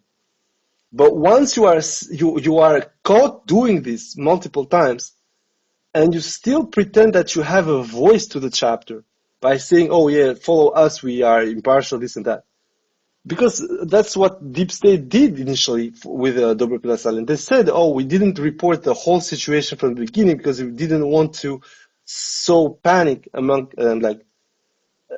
Why do you think that you're going to have a panic among the Ukrainian population when you're lying to these guys for now a year and a half?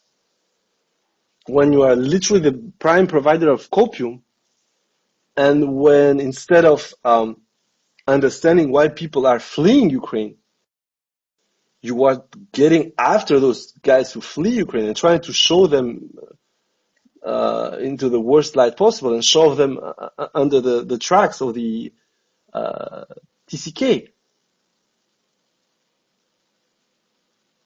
So, in fine, what the Ukrainians need to solve is the truth that they need to actually afford to tell the people. And the truth that need to tell to people, unfortunately, for the Ukrainians, cannot happen on the military scale, on the military side of it. The Ukrainians cannot start saying that, okay, it's happening right now, we're getting fucked on our logistical routes, and the Russians have switched, they do not want to have a rapid conquest. What they want is they want us to just spend. And of course, the attrition part of the war has been laid out. What hasn't been explained is where there is this attrition. Why are you having this attrition? Ukrainians continue to try and strike depots, AD, stuff like that. And it's true, it is a part of the attrition game. But the reality, when you see how it goes on both sides, I told you, the Russians are following a very systematic approach that forces Ukrainians to start bunching, getting pinned down, and then get it swapped. It can be like a 1 month operation, a 3 months operation, 10 months operation. You can be Volchansk, for instance. And Volchansk is moving back on the wrong side again for the Ukrainians. It's true, it's like half a square kilometer or 1 square kilometer. But I might remind you that like Volchansk, Yablunivka and fucking Sumy, all these places were supposed to be the example of how the fucking Ukrainians were good at fighting the war and they were having a chance to win.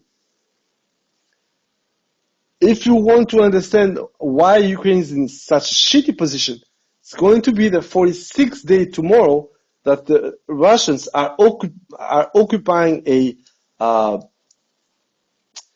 area roughly of 100 maybe square kilometers that should have been completely blockaded, blanked out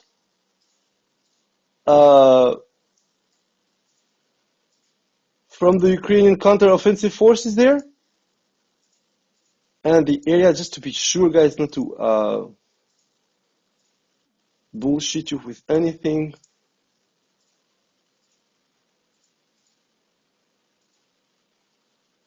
So yeah, actually the area of the breakthrough is about 100 square kilometers. 45 days to reduce that. The depth of this area, the stitch comes right now, don't you worry. It's about 4.5 kilometers. If the things go the way they're going, and if the Russians do what I think they're going to try and do, what they're actually doing, which is completely open up the base, take Sofivka and connect with the line at Vilna, then they're going to have a big bulge to Red Tetiana of about 160, 170 square kilometers after 2 months. A slight reminder that the Kursk salient, because this is the beauty of it, the Kursk salient, the maximal Kursk salient that was at 900 at some point, got reduced on its northwest of almost 300 square kilometers, but then Cope State put it at around 200 in 3 weeks.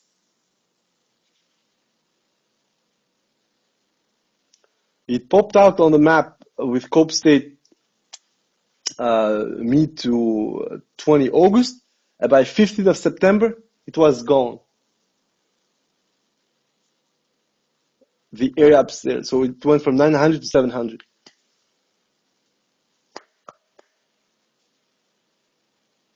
That's the reality.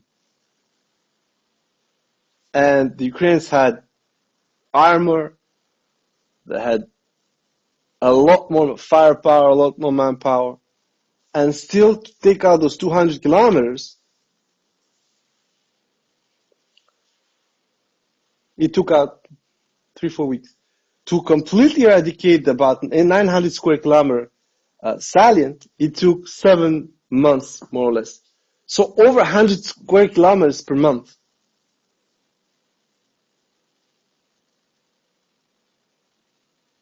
So how? How is that this is the level that Ukraine can actually afford?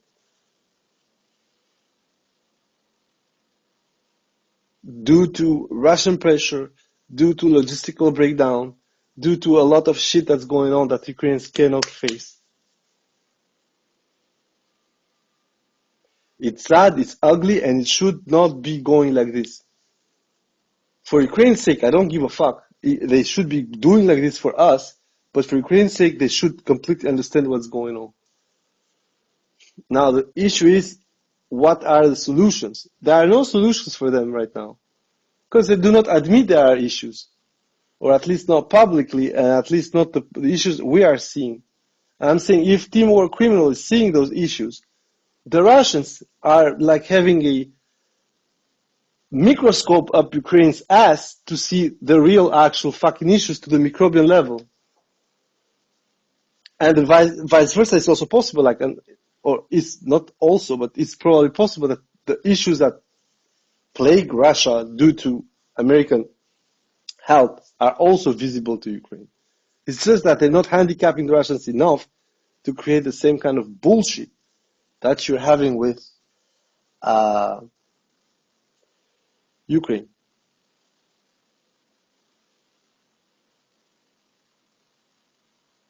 So now that we have all this paradigmatic issue out of the window, we're going to move more into the tactical and actually the translation of all this blah blah, this bullshit, into what we think at Team War Criminal is going to happen beyond. Okay, first of all, there is a huge situation that has happened recently on the Dnipropetrovsk-Zaporozhye axis. And what is the issue? Well, it's pretty simple. The Russians are creating a small corner on the southeastern Dnipropetrovsk Oblast, which is leading them towards Pokrovsk. Now, I told you guys, Pokrovsk was a target before of strikes, but now Pokrovsk, unfortunately, is becoming a target of ground reach on at least 3 different axes following the Vovcha River at the Vovcha level, but also south of it. The Russians are in the low 2-digit numbers distance. So, from Novoselivka, there are about 20 kilometers to Pokrovsk. From Sosnivka, we are at 20 kilometers. From the advance towards Oleksivka, which unfortunately our friends at Pidor State still point out as Russians being over there despite some sightseeings. They are at 70 kilometers. And of course, from Verbovo, as I always pointed out, this is down south. We are at like 15.9 kilometers. Now, the big issue with our friends at Cope State is that they are also pointing out advance towards the Poltavka River. And the advance to Poltavka is showing something far more sinister for the Ukrainians. And this I already explained. So you have what used to be the Ugledar wall going forward, or in this case going westward, and going towards the grab and gobbling of Huliapolye. By advancing the way they're doing, if the Russians, if I'm correct, start reaching towards Zelenigai and grabbing the point at Chervone, they would again put Huliapolye into a kind of light encirclement. And then the advance, in my opinion, is going to be from Verbovo to Danilovka, which would completely eliminate the axis of supply at the defensive line from Pokrovsk towards Huliapolye. That advance in depth, again, is going to be of 21 kilometers, about 20 kilometers in average, and in south-north depth is going to be probably about 60 kilometers from Dorozhanka towards Pokrovsk.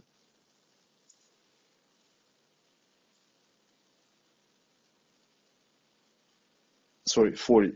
I mixed up. I was thinking about Biloria and Novodanilovka. By the way, Russians on the Robotine area were seen around Novodanilovka, but for Kop State, for instance, it's still Ukrainian territory, whatever.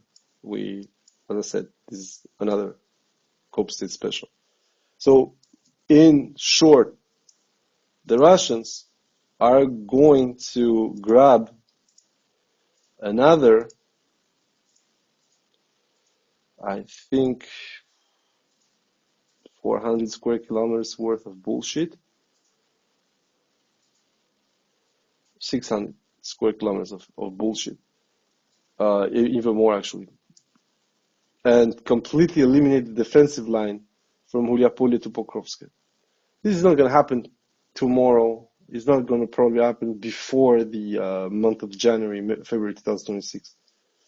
But as I said, once the Russians are there and that line of defense slash supply falls down, then it's basically over for Zappa as it stands, because it would mean that the area of maneuver will be of about 65 kilometers, gross area of maneuver, with a net area of maneuver between Veselyanka, the highway that goes from Grigorivka towards Sedmogorsk, and then of course the railway that goes to Vozvizhika, which is about 45 kilometers.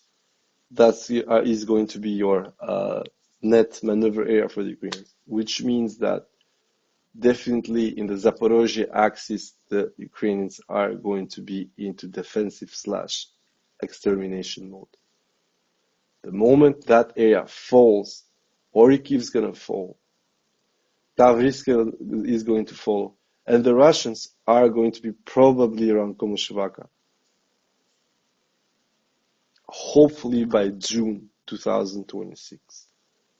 Once they're there, Komushevaka to Zaporozhye is 20 kilometers, which means that drone teams are going to completely clear out Grigorivka, Balabino, Rostuche, Stepne. So all the advance up to the Zaporozhye International Airport are going to be gone. And Zaporozhye as a crossing will cease to exist for the Ukrainian forces, because they will try and have people cross from the railway bridge that goes towards Sagadachny Tract. This means that the dam in Zaporozhye is going to be under threat of UMPKs. In certain cases it already is, but now you will have a lot more time to aim and drop. And also, most importantly, the air defense around Zaporozhye is going to be under immense pressure, because you are going to be into optifiber range. And optifiber range hitting a S-300 launcher somewhere around Novoslobodivka. I know that I said that we shouldn't take PR for victories, but that PR is going to fucking hurt. And we already had FPVs taking out the HIMARS. But yeah, most importantly, from Komushevaka to Vilyansk, which is the other axis of crossing. If you cross over to Zaporozhye, or if you cross over to to Dnipro, and you need to go through, Vilyansk is your other big side crossing when you're coming from Dnipro, from Varvarivka, Andrivka, and so forth. So you lock yourself to Komushevaka somewhere in June 2026.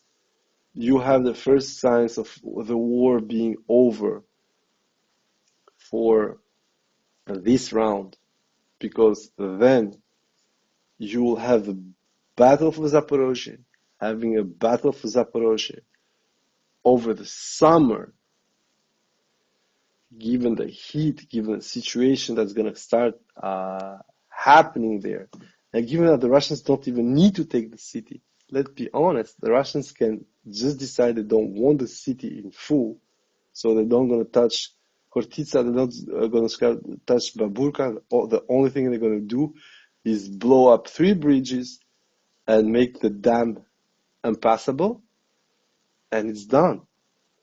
Within 3 to 6 months, the only supply road is going to be over Mikhailivka, which is a bridge as well. therefore can be UMPK to fuck, and then everybody's going to be forced to go through Vilniansk. As I said, you're going to go through Vilniansk. It means that it's only one main road to go through. It means one main road to FPV, UMPK, whatever you want. You see where I'm going with this. So the moment the Russians are going to be close enough to Zaporozhye, from that axis, we're not speaking about the current direction, because right now there is no way to actually move past the Kinska River and Kinska Reservoir at Grigorivka, because simply the Ukrainians can either flood it, or most importantly, not only flood it, but also can make it impassable right away. And then they can stop the guys because of the Kiska River all over the Komshivaka, Zaporozhets, Yurivka defensive line.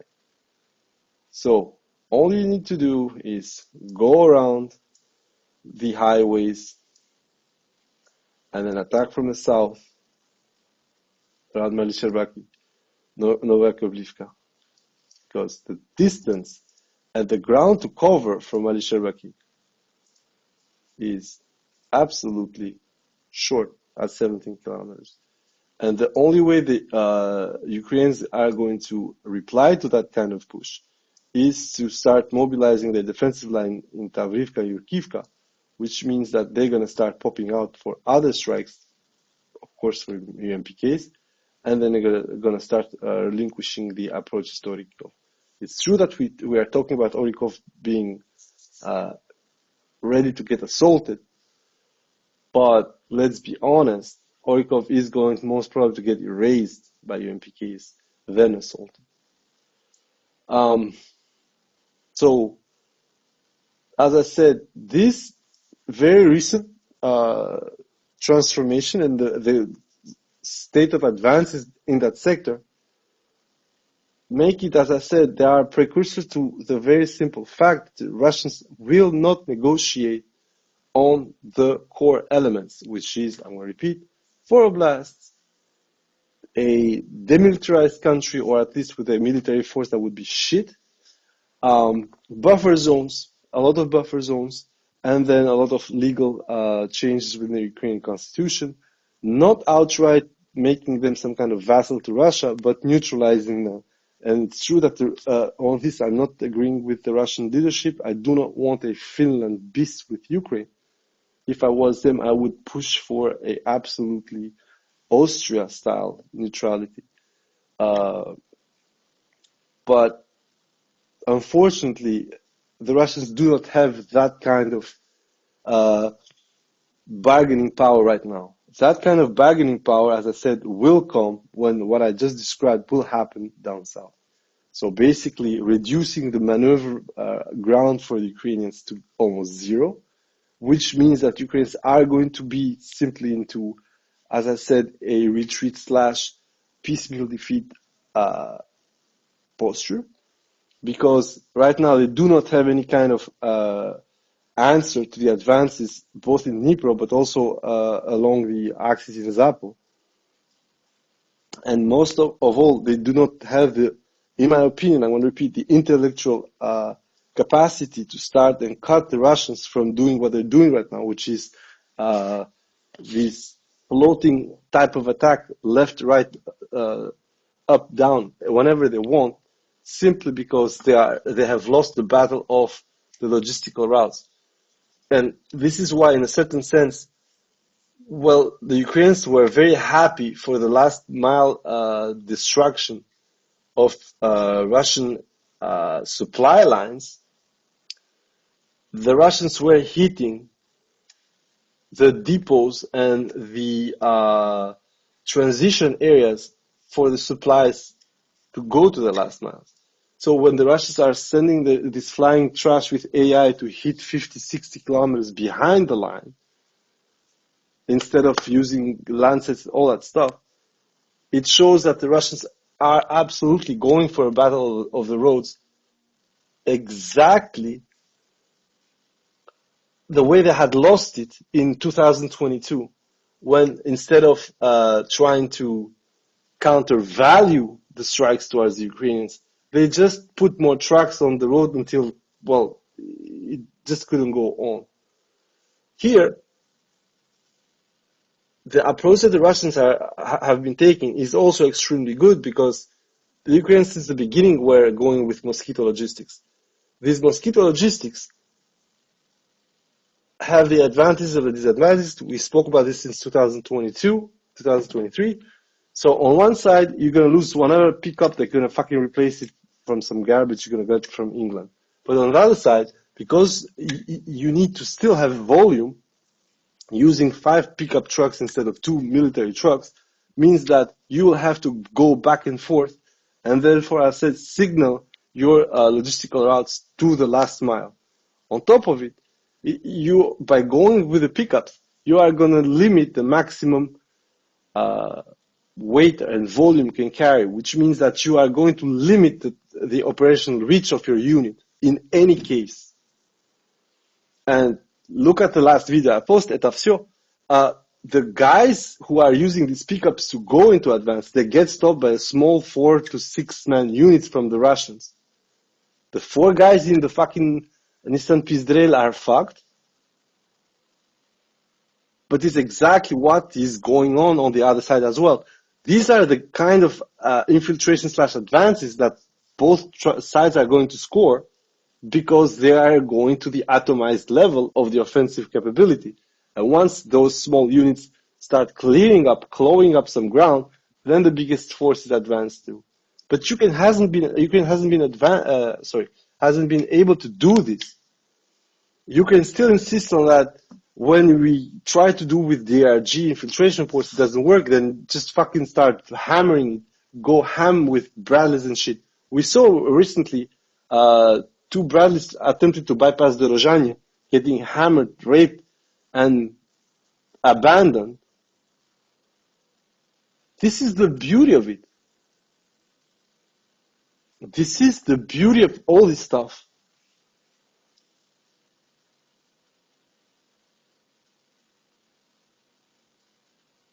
Ukraine on that level, despite the fact that it has Russian examples to both emulate and refine, they are not committing to that, because actually they started this at the beginning, and it was one of the reasons they had so many losses in 2022, despite the fact that they are still in denial over them.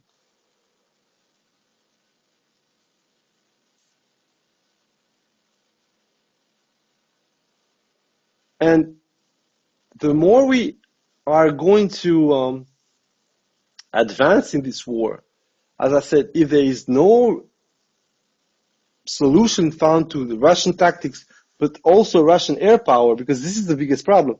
Everybody was expecting the F-16 to turn the fucking tables on the Russians, whatever. The F-16, as we said, was going to be used mostly as an air interceptor. Sometimes it has also been used for ground attack, but mostly it keeps being used to start fucking go after Shaheeds. They even lost 2 of them to these night hunts. So far, both, as we said, the numbers are not there to actually contest, but most importantly, because of their main task is not to go toe-to-toe with the Russian fighters, but it is to have this role of quick reaction force to combat Shaheeds. You are stuck with a process where the Ukrainians do not have that air power and that support to start contesting the Russian Air Force. Most of the mishaps on the Russian side are done by ambushes. But trying to ambush on the flat in Zaporozhye, we saw how it went. Like a Su got shot and the Patriot position got fucked up.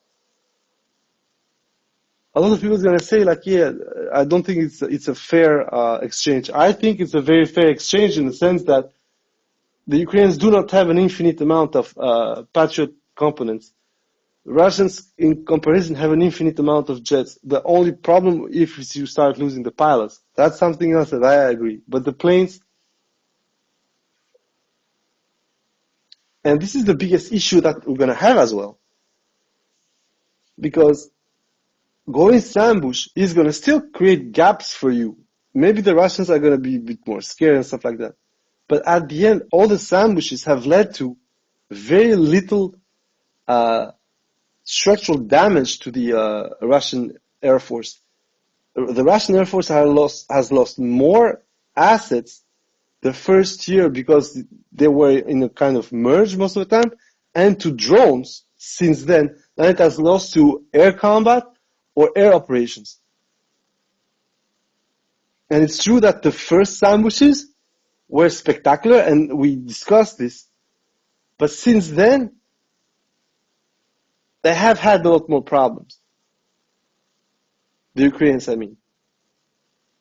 So, the moment that you cannot neuter the Russian air forces, the moment that you have Shahids that did what they did recently with the train and the helicopters going against them, and the moment that you can shit Shahids, Gerberas, and whatever, the attrition phase that the Ukrainians want to win is gone.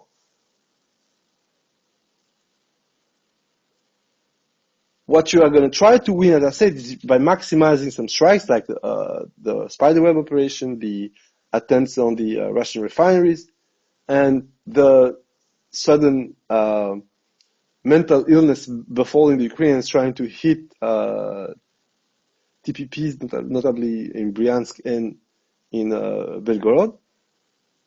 Because then it's like a young kid trying to bitch slap Mike Tyson. You are not winning that one. And it's there where I said to you guys that, unfortunately, the idea of winning for the Ukrainians is now completely warped into something that has never been a victory. We're going to save our national ethos, we're going to be still free and stuff like that. Bitch, nobody wanted you unfree, quote unquote. They want you neutered. If you don't have your balls and your dick, it doesn't matter what you think, you're not a dude. You're useless. That's the whole sovereignty concept. That's the whole self-rule concept. If you are a Russian vassal or a Western rump state, it doesn't matter. Your whole point as a subject is gone. You are not a self-serving person. You don't exist without the one or the other. So this is one of the issues that the Ukrainians do not understand. The way the war is going, it's going to be one of the two decisions. And it's going to be either, well, be some kind of Kosovo, in the sense that your existence is mainly due to a guarantor, a military guarantor in this case, and a political guarantor outside of it. Or, yeah, as I said, you are just going to shut the fuck up and take it from the Russians. And that's it. Now, there are other things that need to be said. And the first is, of course, what's going on in Liman. And I said, if Liman goes to the end, as it's going to Arzyarova and Novoselivka, you have the most beautiful comeback ever. And of course, if Siversk falls, and then you have the Russians completely going through Svetopokrovsk, Zhivka, and Kadenki, then they're gonna start coming so close to Slovyansk. Honestly, they're gonna be at 20 kilometers from Slovyansk while also having cleared Liman on the other side. The Russians in this war never were that close on the flat. It's not actually flat because it's a bit hilly, but that close on the flat from the east. The maximum they ever were is basically when they took Verkhokamyansk with a huge refinery over there, which is over 40 kilometers from the east. They came close by almost crossing Astari Caravan and Brusivka, because then you had only Raigorodok and it was Sloviansk. And then it was true. Back then, it felt like Donbass was going to fall. Or at least all the sister cities were going to fall because there was no way to stop the Russians. And in fact, unfortunately, there was one. And that was the Kharkov operation. But we are coming close to changes. And actually, this is how this fucking situation is so crazy, because once you think it properly, the Russians are in Zarichne. That's 10 kilometers from Liman proper, less than 10 kilometers from Liman proper. But from the other axis, so from Yampol, they are literally, I think, at 6.8 kilometers. It's crazy, guys. Because this thing that is supposed to be a secondary, according to the French kid, actually might very well become the winning stroke, let I say like that. Because if the Russians take Liman fully and go back to the Donetsk embankment, given how badly the Ukrainians are faring now with a new type of warfare, they're just going to make Sloviansk impossible to live, as simple as that. And by pressing over there, it's just going to have the Russians go from Siversk. And as I said, it's going to be Kalenki, then Mykolaiivka, and when the Russians are in Mykolaiivka, it's over, because they're going to free up the back pass from Stary Karavan and Brusivka, and it's done. The battle of the bridges over the Donetsk that was failed by the Russians in 2022 is going to be won not by going from the bridges, but literally coming from the east and taking Siversk. And honestly, this is the beauty of this war, is that a lot of people are still mocking the Russians for going slow, but if it breaks in Liman, it's going to end the Donetsk affair, unfortunately, for good. And that's what it is, guys.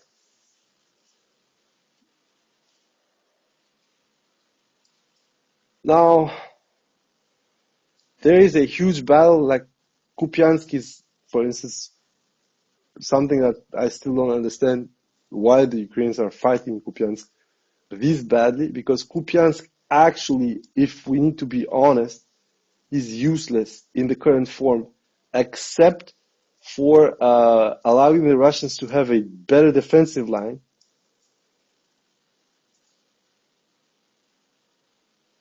In order to come up from north and cut the supply lines behind Sloviansk. But if we have to be honest,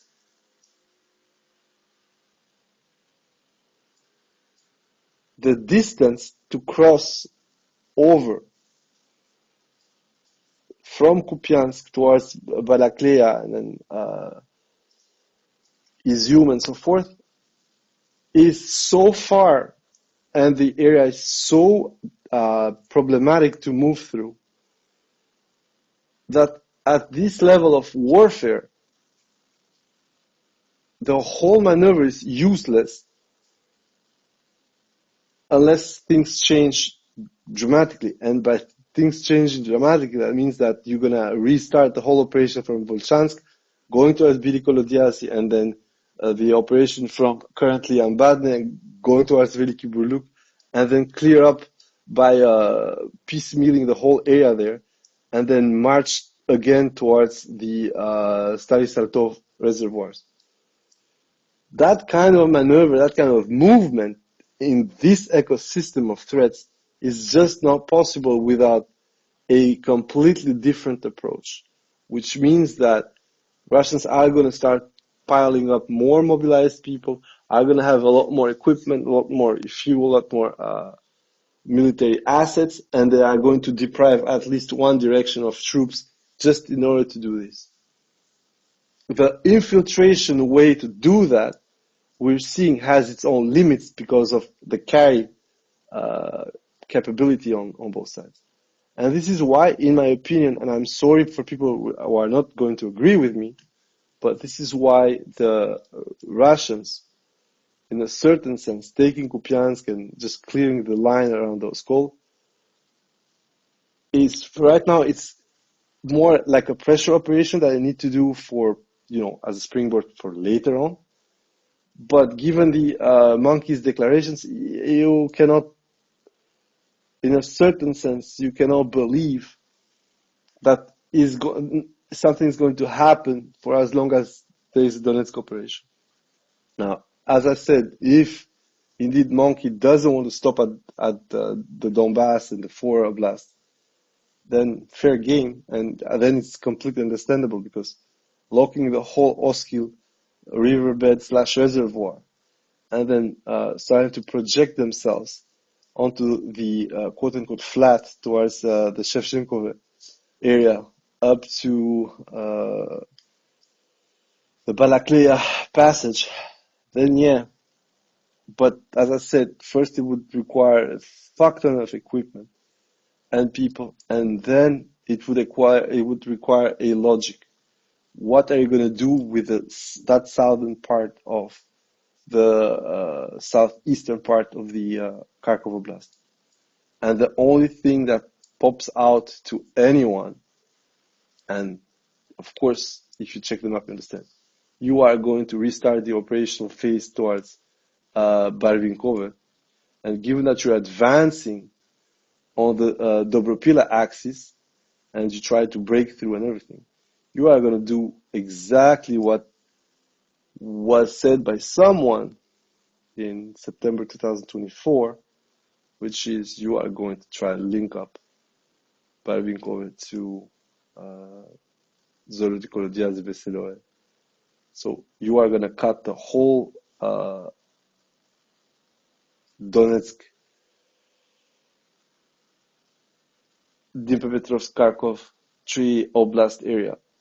And then by doing that, it's obvious to everyone who has eyes, you are going to start developing a offensive and pulling Ukrainian forces from the crossing to Dnipro to go all around and start to try and catch to Lozova, Panyutin and Krasnopavlivka, as we said initially on the logistical route.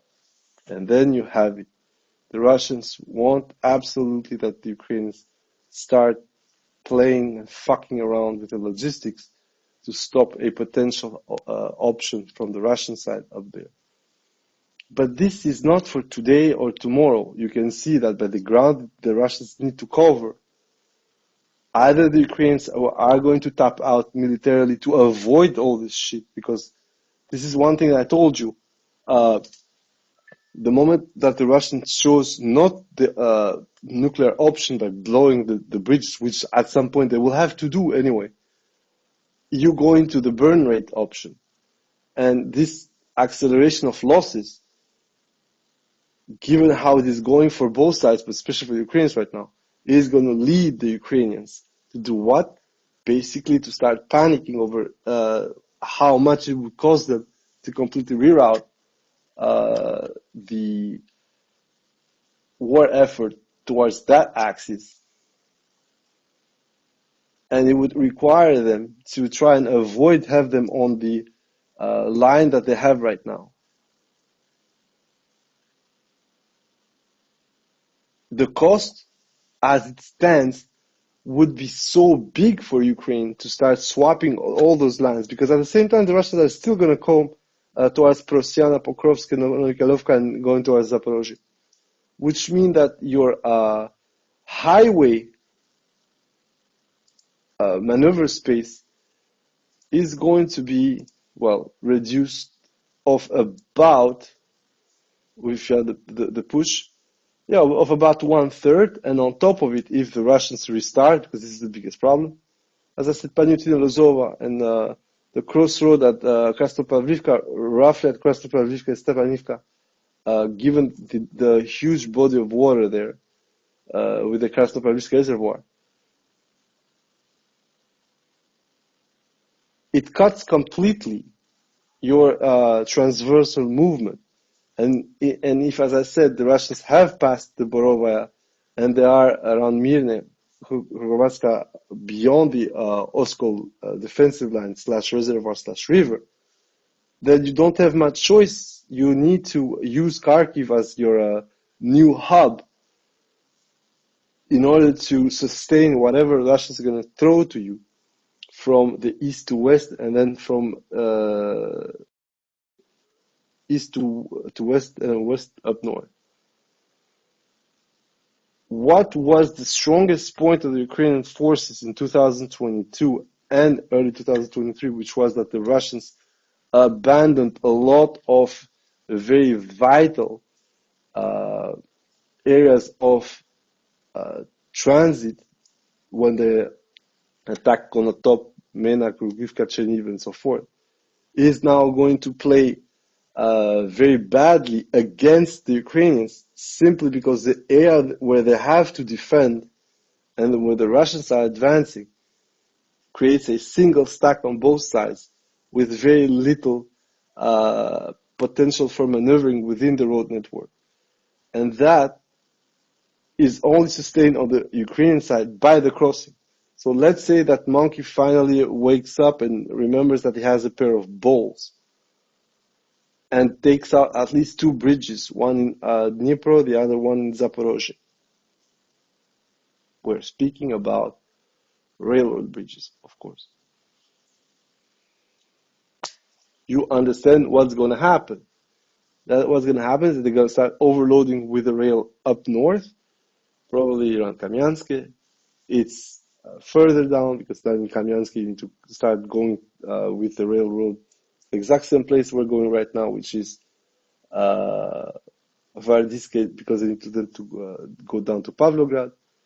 And that's how you're going to get them to the exchanger, either in Novoselivka or Pishanka, or you're going to get them, as usual, as I said, around Vilna and Hubinika. Once you got them there, whatever arises in Pavlograd is also fair game. With EO-equipped Gerans, Shahids, call them what you want, it becomes even a worse moment. So the war that Ukrainians were fighting until 2023 is now gone. And this is what they cannot explain anyone. Because they said that the Russians were stupid. They said that the Russians couldn't evolve. They said that the Russians were not able to actually think in the 21st century. Every failure on top of it, they attribute to a Soviet mentality, so basically a Russian mentality. But once you start looking at how the Russians look at this war, with, as I said, their shortcomings, their political self-impairment, let's call it like this, with the way they are evolving, generally speaking,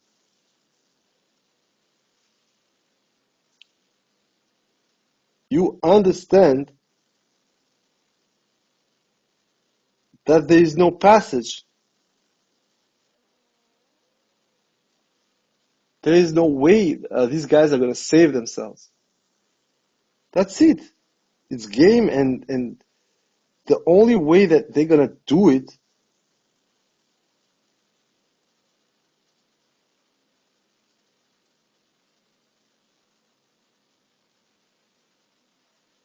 is committing a military suicide.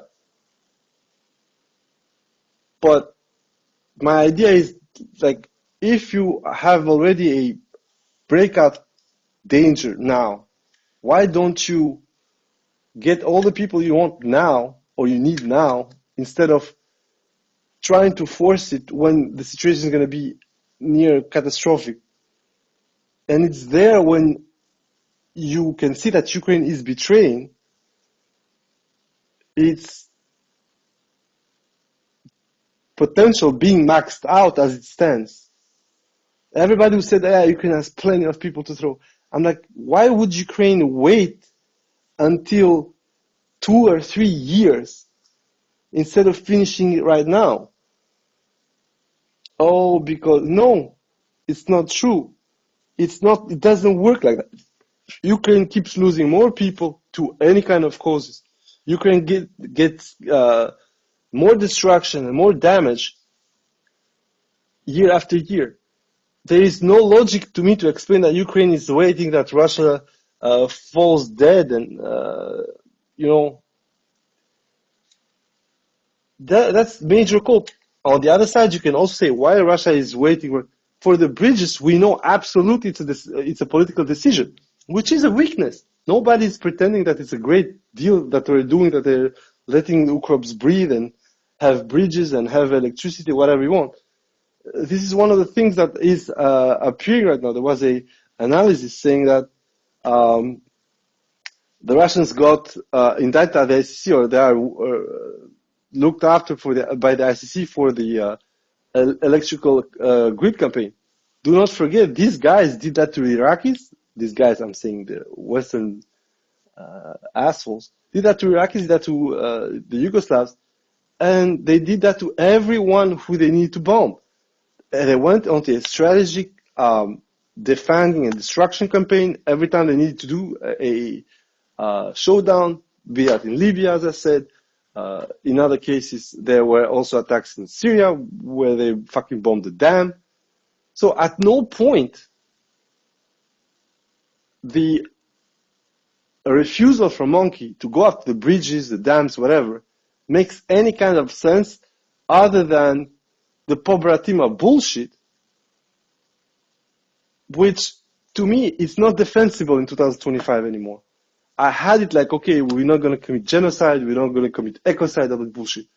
But the Ukrainians, they don't care. They literally started now doing exactly what Monkey is refusing to do.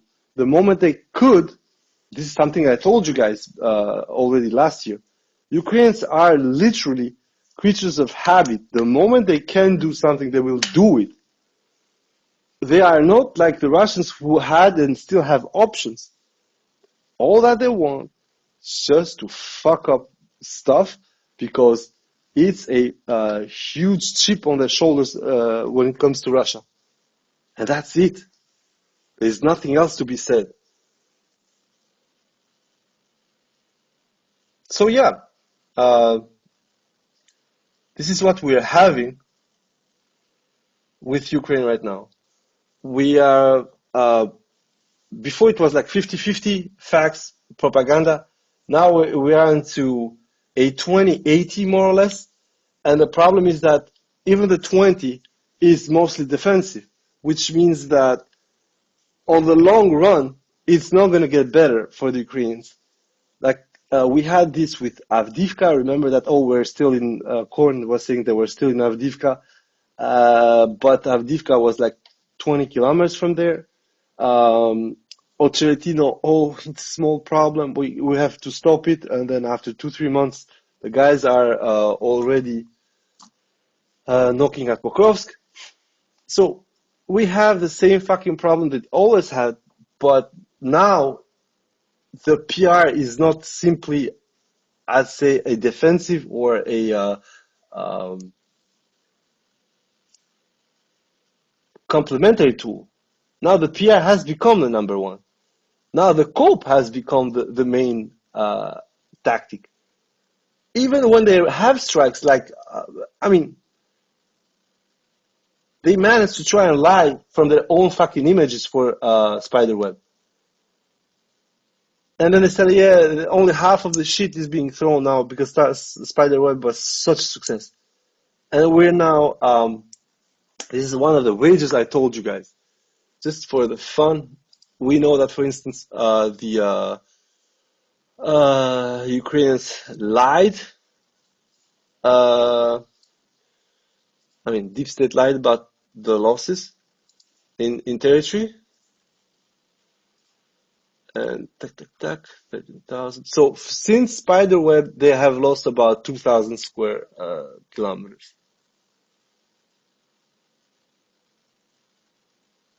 And this is fucking nuts, guys.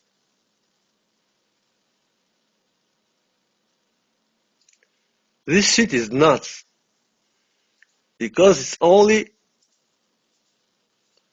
4 months. So about 500 per month. And this comes from Blackbird, which is, as I said, it's not the best, but still, it shows you that a lot of the big shot operations that they are mounting, even those, they become more PR than actual real stuff.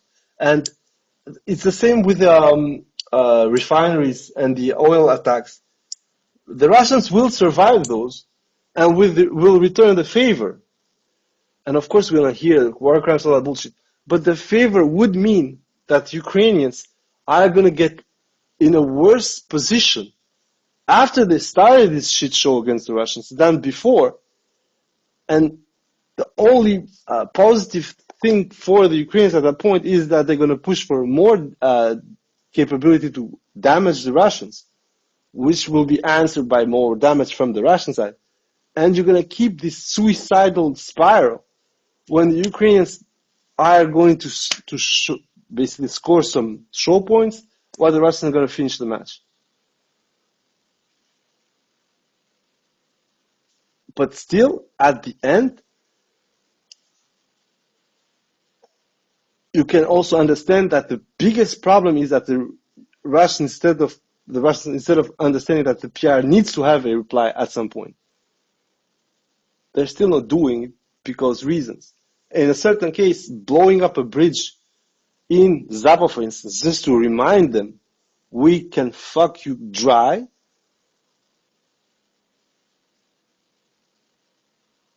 wouldn't hurt.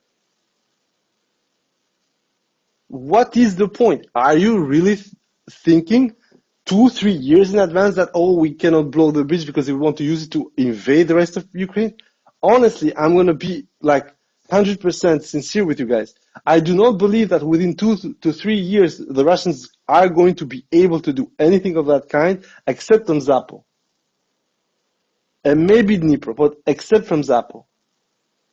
Or, and that's the other option, but then we're having the same mindless optimism or optimism on the Russian side as the Ukrainian, that they hope that the destruction is going to be so big, manpower-wise, but also structural-wise on the Ukrainian side, that they're going to tap out before 2-3 years.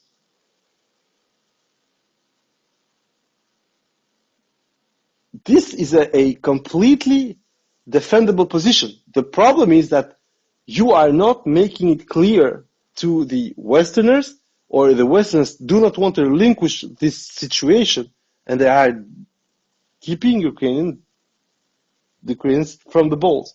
So it means that even if Ukraine wants to stop, they just can't. We had this almost breakout with Trump.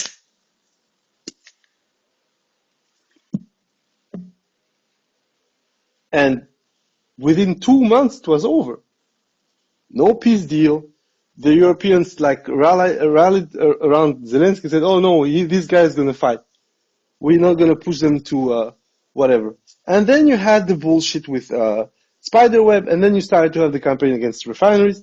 And now we have Trump going like, oh yeah, you know what, we're going to go full THD because THD is the only thing that's going to work for these fuckers. And I'm fine with that. But this also points out what I told you, like, if the Russians think that in 2.5, 3 years, the Ukrainians are really completely examined and fucked up, they couldn't fight, I do not believe that. If the tempo doesn't accelerate, and the tempo will accelerate if something happens, like I told you, a bridge or 2 bridges, and also a couple of breakthroughs.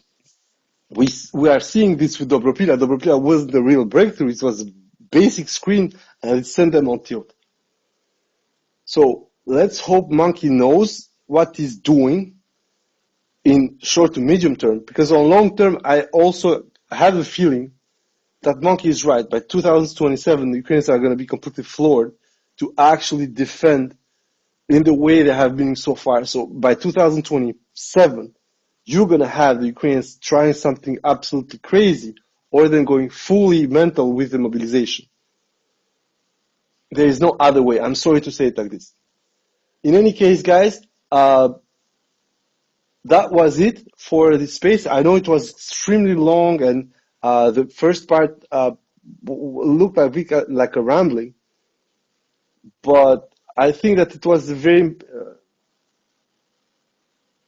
needed pointer on why Ukraine is in this case and why the problem that I have is not really linked to they being able to fight or not being able to fight, but it's them being entrapped in their own spider web of lies, pun intended, in the case that they hyped up so much whatever they were doing that they forgot that at some point you need to turn around and check it. And that's exactly what the Ukrainians, I think, privately or whatever, try to do, but they're not able to just do it. As simple as that. Because it makes it extremely complicated for them to now turn around and say, oh, you know what, we lied to you, it's not 50,000, it's 190,000 or 160,000, doesn't really fucking matter. And you know all those guys who are waiting, missing in action, stuff like that, we know they're dead, but yeah, they're fucked dead. And we're not going to pay you for at least 2 years. This would be telling the truth to people. But Ukraine cannot afford this for, as I said, you're going to have mental shit going on. Now, the other problem that a lot of people are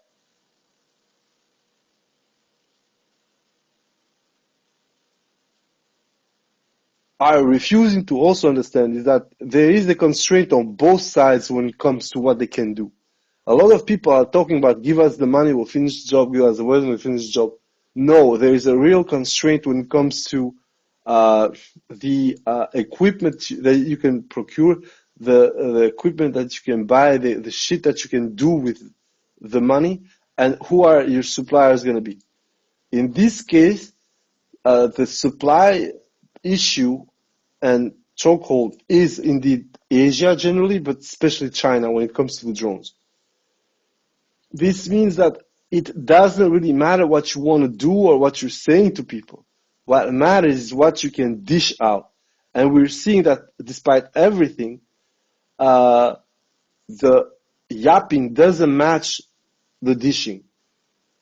It's true that there are damages, but as I said, this is mostly because the Ukrainians are really maximizing the strikes. And it needs to be said, they are maximizing the strikes. They are getting intel. Now the bullshit that America said, now the Ukrainians are going to get straight intel from the US. We absolutely know that this is just nonsense. They never stop giving them intel. There are a couple of things that happened, especially with Gudkov. We know that it was the Americans tracking the guy, on top of the bullshit that the Russians themselves keep doing.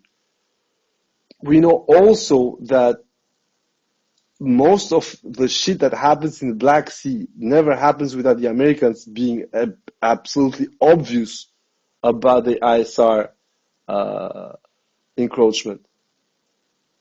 Not the first time, not the last time. And the problem with the Black Sea encroachment is that they have no problem with that. The Americans are fine with what they're doing. With this make-believe we're not in the war, pinky promise, while everybody knows it. And the announcement that happens right now, it's not that much that this is Trump's war, no, because it has become Trump's war for a while now. But the announcement is in a certain sense typically what Trump is going to do, that, aha, see, I did that. But once again, we are going to what I said to you guys, into the Leopards ate my face shit, when the Ukrainians are going to get raped. Remember, they were throwing ATACMS for so long. Then it stopped. ATACMS didn't change the face of warfare. In a certain sense, I do not think they're going to get Tomahawk for a myriad of reasons. But even if the tomahawks come, it's not going to change much. The biggest issue that Ukrainians have right now is that if they want to execute any kind of deep battle plan, whatever, they would have to go through a complete re-equipment of their whole military. Not piecemeal by piecemeal, not 10 F-16s there, 20 tanks there. No, we discussed this multiple times. First of all, it would have to be a homogenized procurement. So basically, all the Americans can provide that in shortish term, because it's still going to be between 6 and 9 months to get somewhere between 2 and 4 BTGs. ACBs.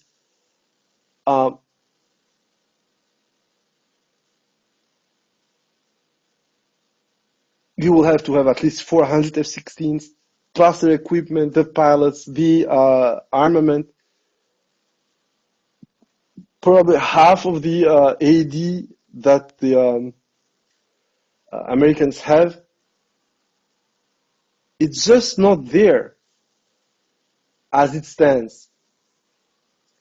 Doing what Ukrainians are doing right now is just like some kind of attempt to pretend that they can do it, but they will not be able to do it. What they are doing right now is just mosquito strikes, mosquito bites on the Russians, in order to force the Russians by their counter-attrition to, seek terms for peace. But the issue is that, first of all, the bites are not hard enough, and the Russians do not care, because their production capability is allowing them to replace whatever they're losing. For most of the equipment, of course.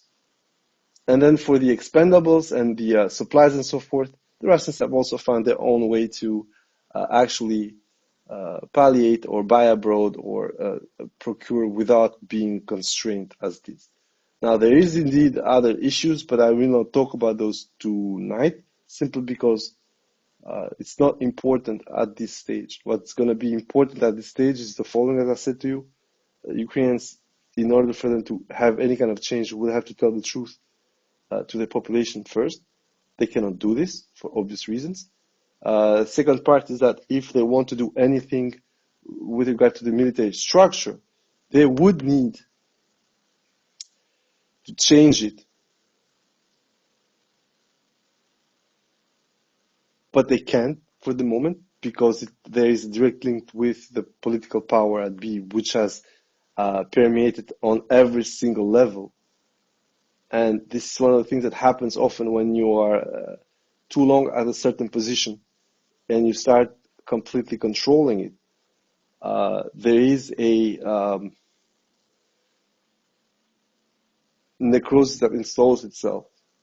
And a lot of the guys who are calling the shots right now within the Ukrainian military or Ukrainian security forces have become a cancer for that structure, that institution. And then the most important part is that I said, generally speaking, the Ukrainians know that they're losing a very specific battle right now.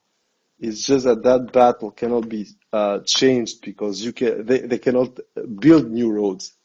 They cannot spend money and equipment and people to afford themselves bypasses, new roads. It's as simple as that. It's just a matter of capability long term. And this would lead, in my opinion, to, as I told you guys, a continuation of the formerly Ugledar wall towards the Zaporozhye Oblast and the Dnipropetrovsk Oblast. And then, most importantly, if things go well, especially on the Liman area, a unexpected quote-unquote backdoor attempt to Slovyansk, and of course the pressure around Siversk. Ironically, these two movements coming from the Liman Sviatohirsk area are going also to lower the intensity of the Konstantinovka defense, because you're going to start spreading the forces from Slovyansk to Konstantinovka while also being pressed into Pokrovsk and being stretched, quote unquote, on the Zaporozhye-Dnipropetrovsk axis, with the potential and possibility for the Russians to restart a push towards Orikhiv to almost get to the Komushivaka area within 6 months, and then you're gonna have a completely different landscape. So once again, small gains territorially, maximum 2 to 3,000 square kilometers in the general log, but a huge impact when it comes to exactly the type of war that the Russians are waging uh, against the Ukrainians at this point, which is strangulation, uh, salami tactics when it comes to dividing the front, and also being sure and certain of the strength that they can rely on and the strength that Ukrainians can produce against them. So basically, for as long as the war stays where we are, I'm not saying that the Ukrainians cannot surge or stuff like that. I'm saying like that it's just Ukraine against Russia on the ground. Um, we are going to a military, despite the attempts, maybe even if they weren't like sound or true on behalf of Trump. I think we're going to a military solution to this phase of the combat, uh, awaiting a potential, I think, a probable phase three after 2030. So thank you very much, guys. If you have questions, if you want to intervene, whatever, is up to you. Um, so, yeah.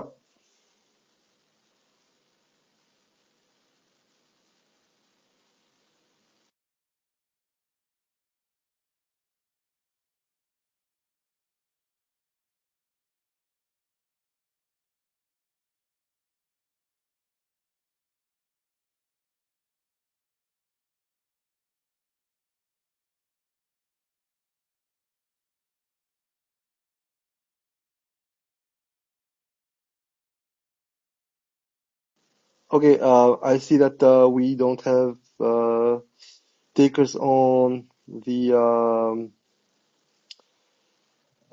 intervention side. I'm really sorry. I know it was long. It's just that I think a lot of people need to get the way we are thinking about the war, in the sense that it's not just, oh, we are seeing something blowing there, and like, oh, see, 10 Ukraine tanks are destroyed. There is a lot more, and honestly, I'm very fucking.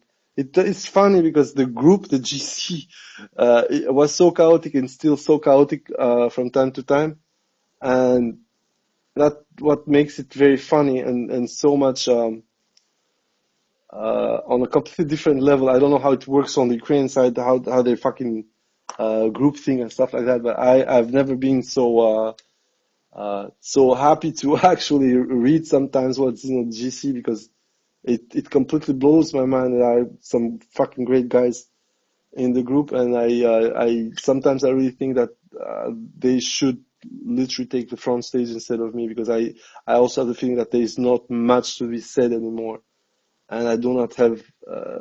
I mean, I've never thought about you guys thinking, oh, there is like he's just alone or whatever. And honestly, I hope that at some point, as it has happened sometimes with Trapped or other people, I hope that I'll start leaving center stage, and that the other guys were gonna take over. Doesn't matter in what form, in what shape. Uh, just because I really tell you guys, it's not that I don't have much to give more, but simply all our points as a team are being validated in a way or another, and still the war doesn't stop, and still Ukrainians just don't want to stop the killing of their own people. The Russians, like, on that part, I'm not talking about the Russians, and it's there that you start understanding that it's not just Ukraine in this. And if you want the example on why it's not only Ukraine that has a vested interest on the killing to not stop, well, this is the best example ever. we identified the weakest point. Within 3 to 6 months, what we said was gonna happen happens, and still, what gets branded as success is the stalling of the Russian advance for a couple of days, weeks, months. And when the advance inexorably goes to where it's supposed to go, then there is more copium. And on top of it, this is not even like just trolls or Ukro pushers on Twitter. It has become, this is why the space was initially started.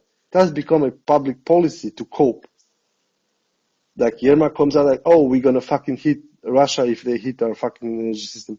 I'm like, bro, what the fuck are you talking about? They're not gonna hit you. They're just gonna fucking erase your shit. And this is what happened. They blow something in Russia. Russia replies 10 times worse. There are a lot of cries. There are a lot of bitching and a lot of emotional blackmailing with kids showing as being dead or mothers and stuff like that. Of course, nobody says that at the same fucking strike, like they erased a couple of assholes as well. But this is what has completely alienated me from the Ukrainian plight, to be honest. Because, like, just don't. You don't need to lie. You can say, okay, we gotta do things to what we need to do for defending ourselves. I don't like the manipulation that Ukraine has to put in, and the spin they have to put in everything. It makes everything black and white, and it just isn't like that.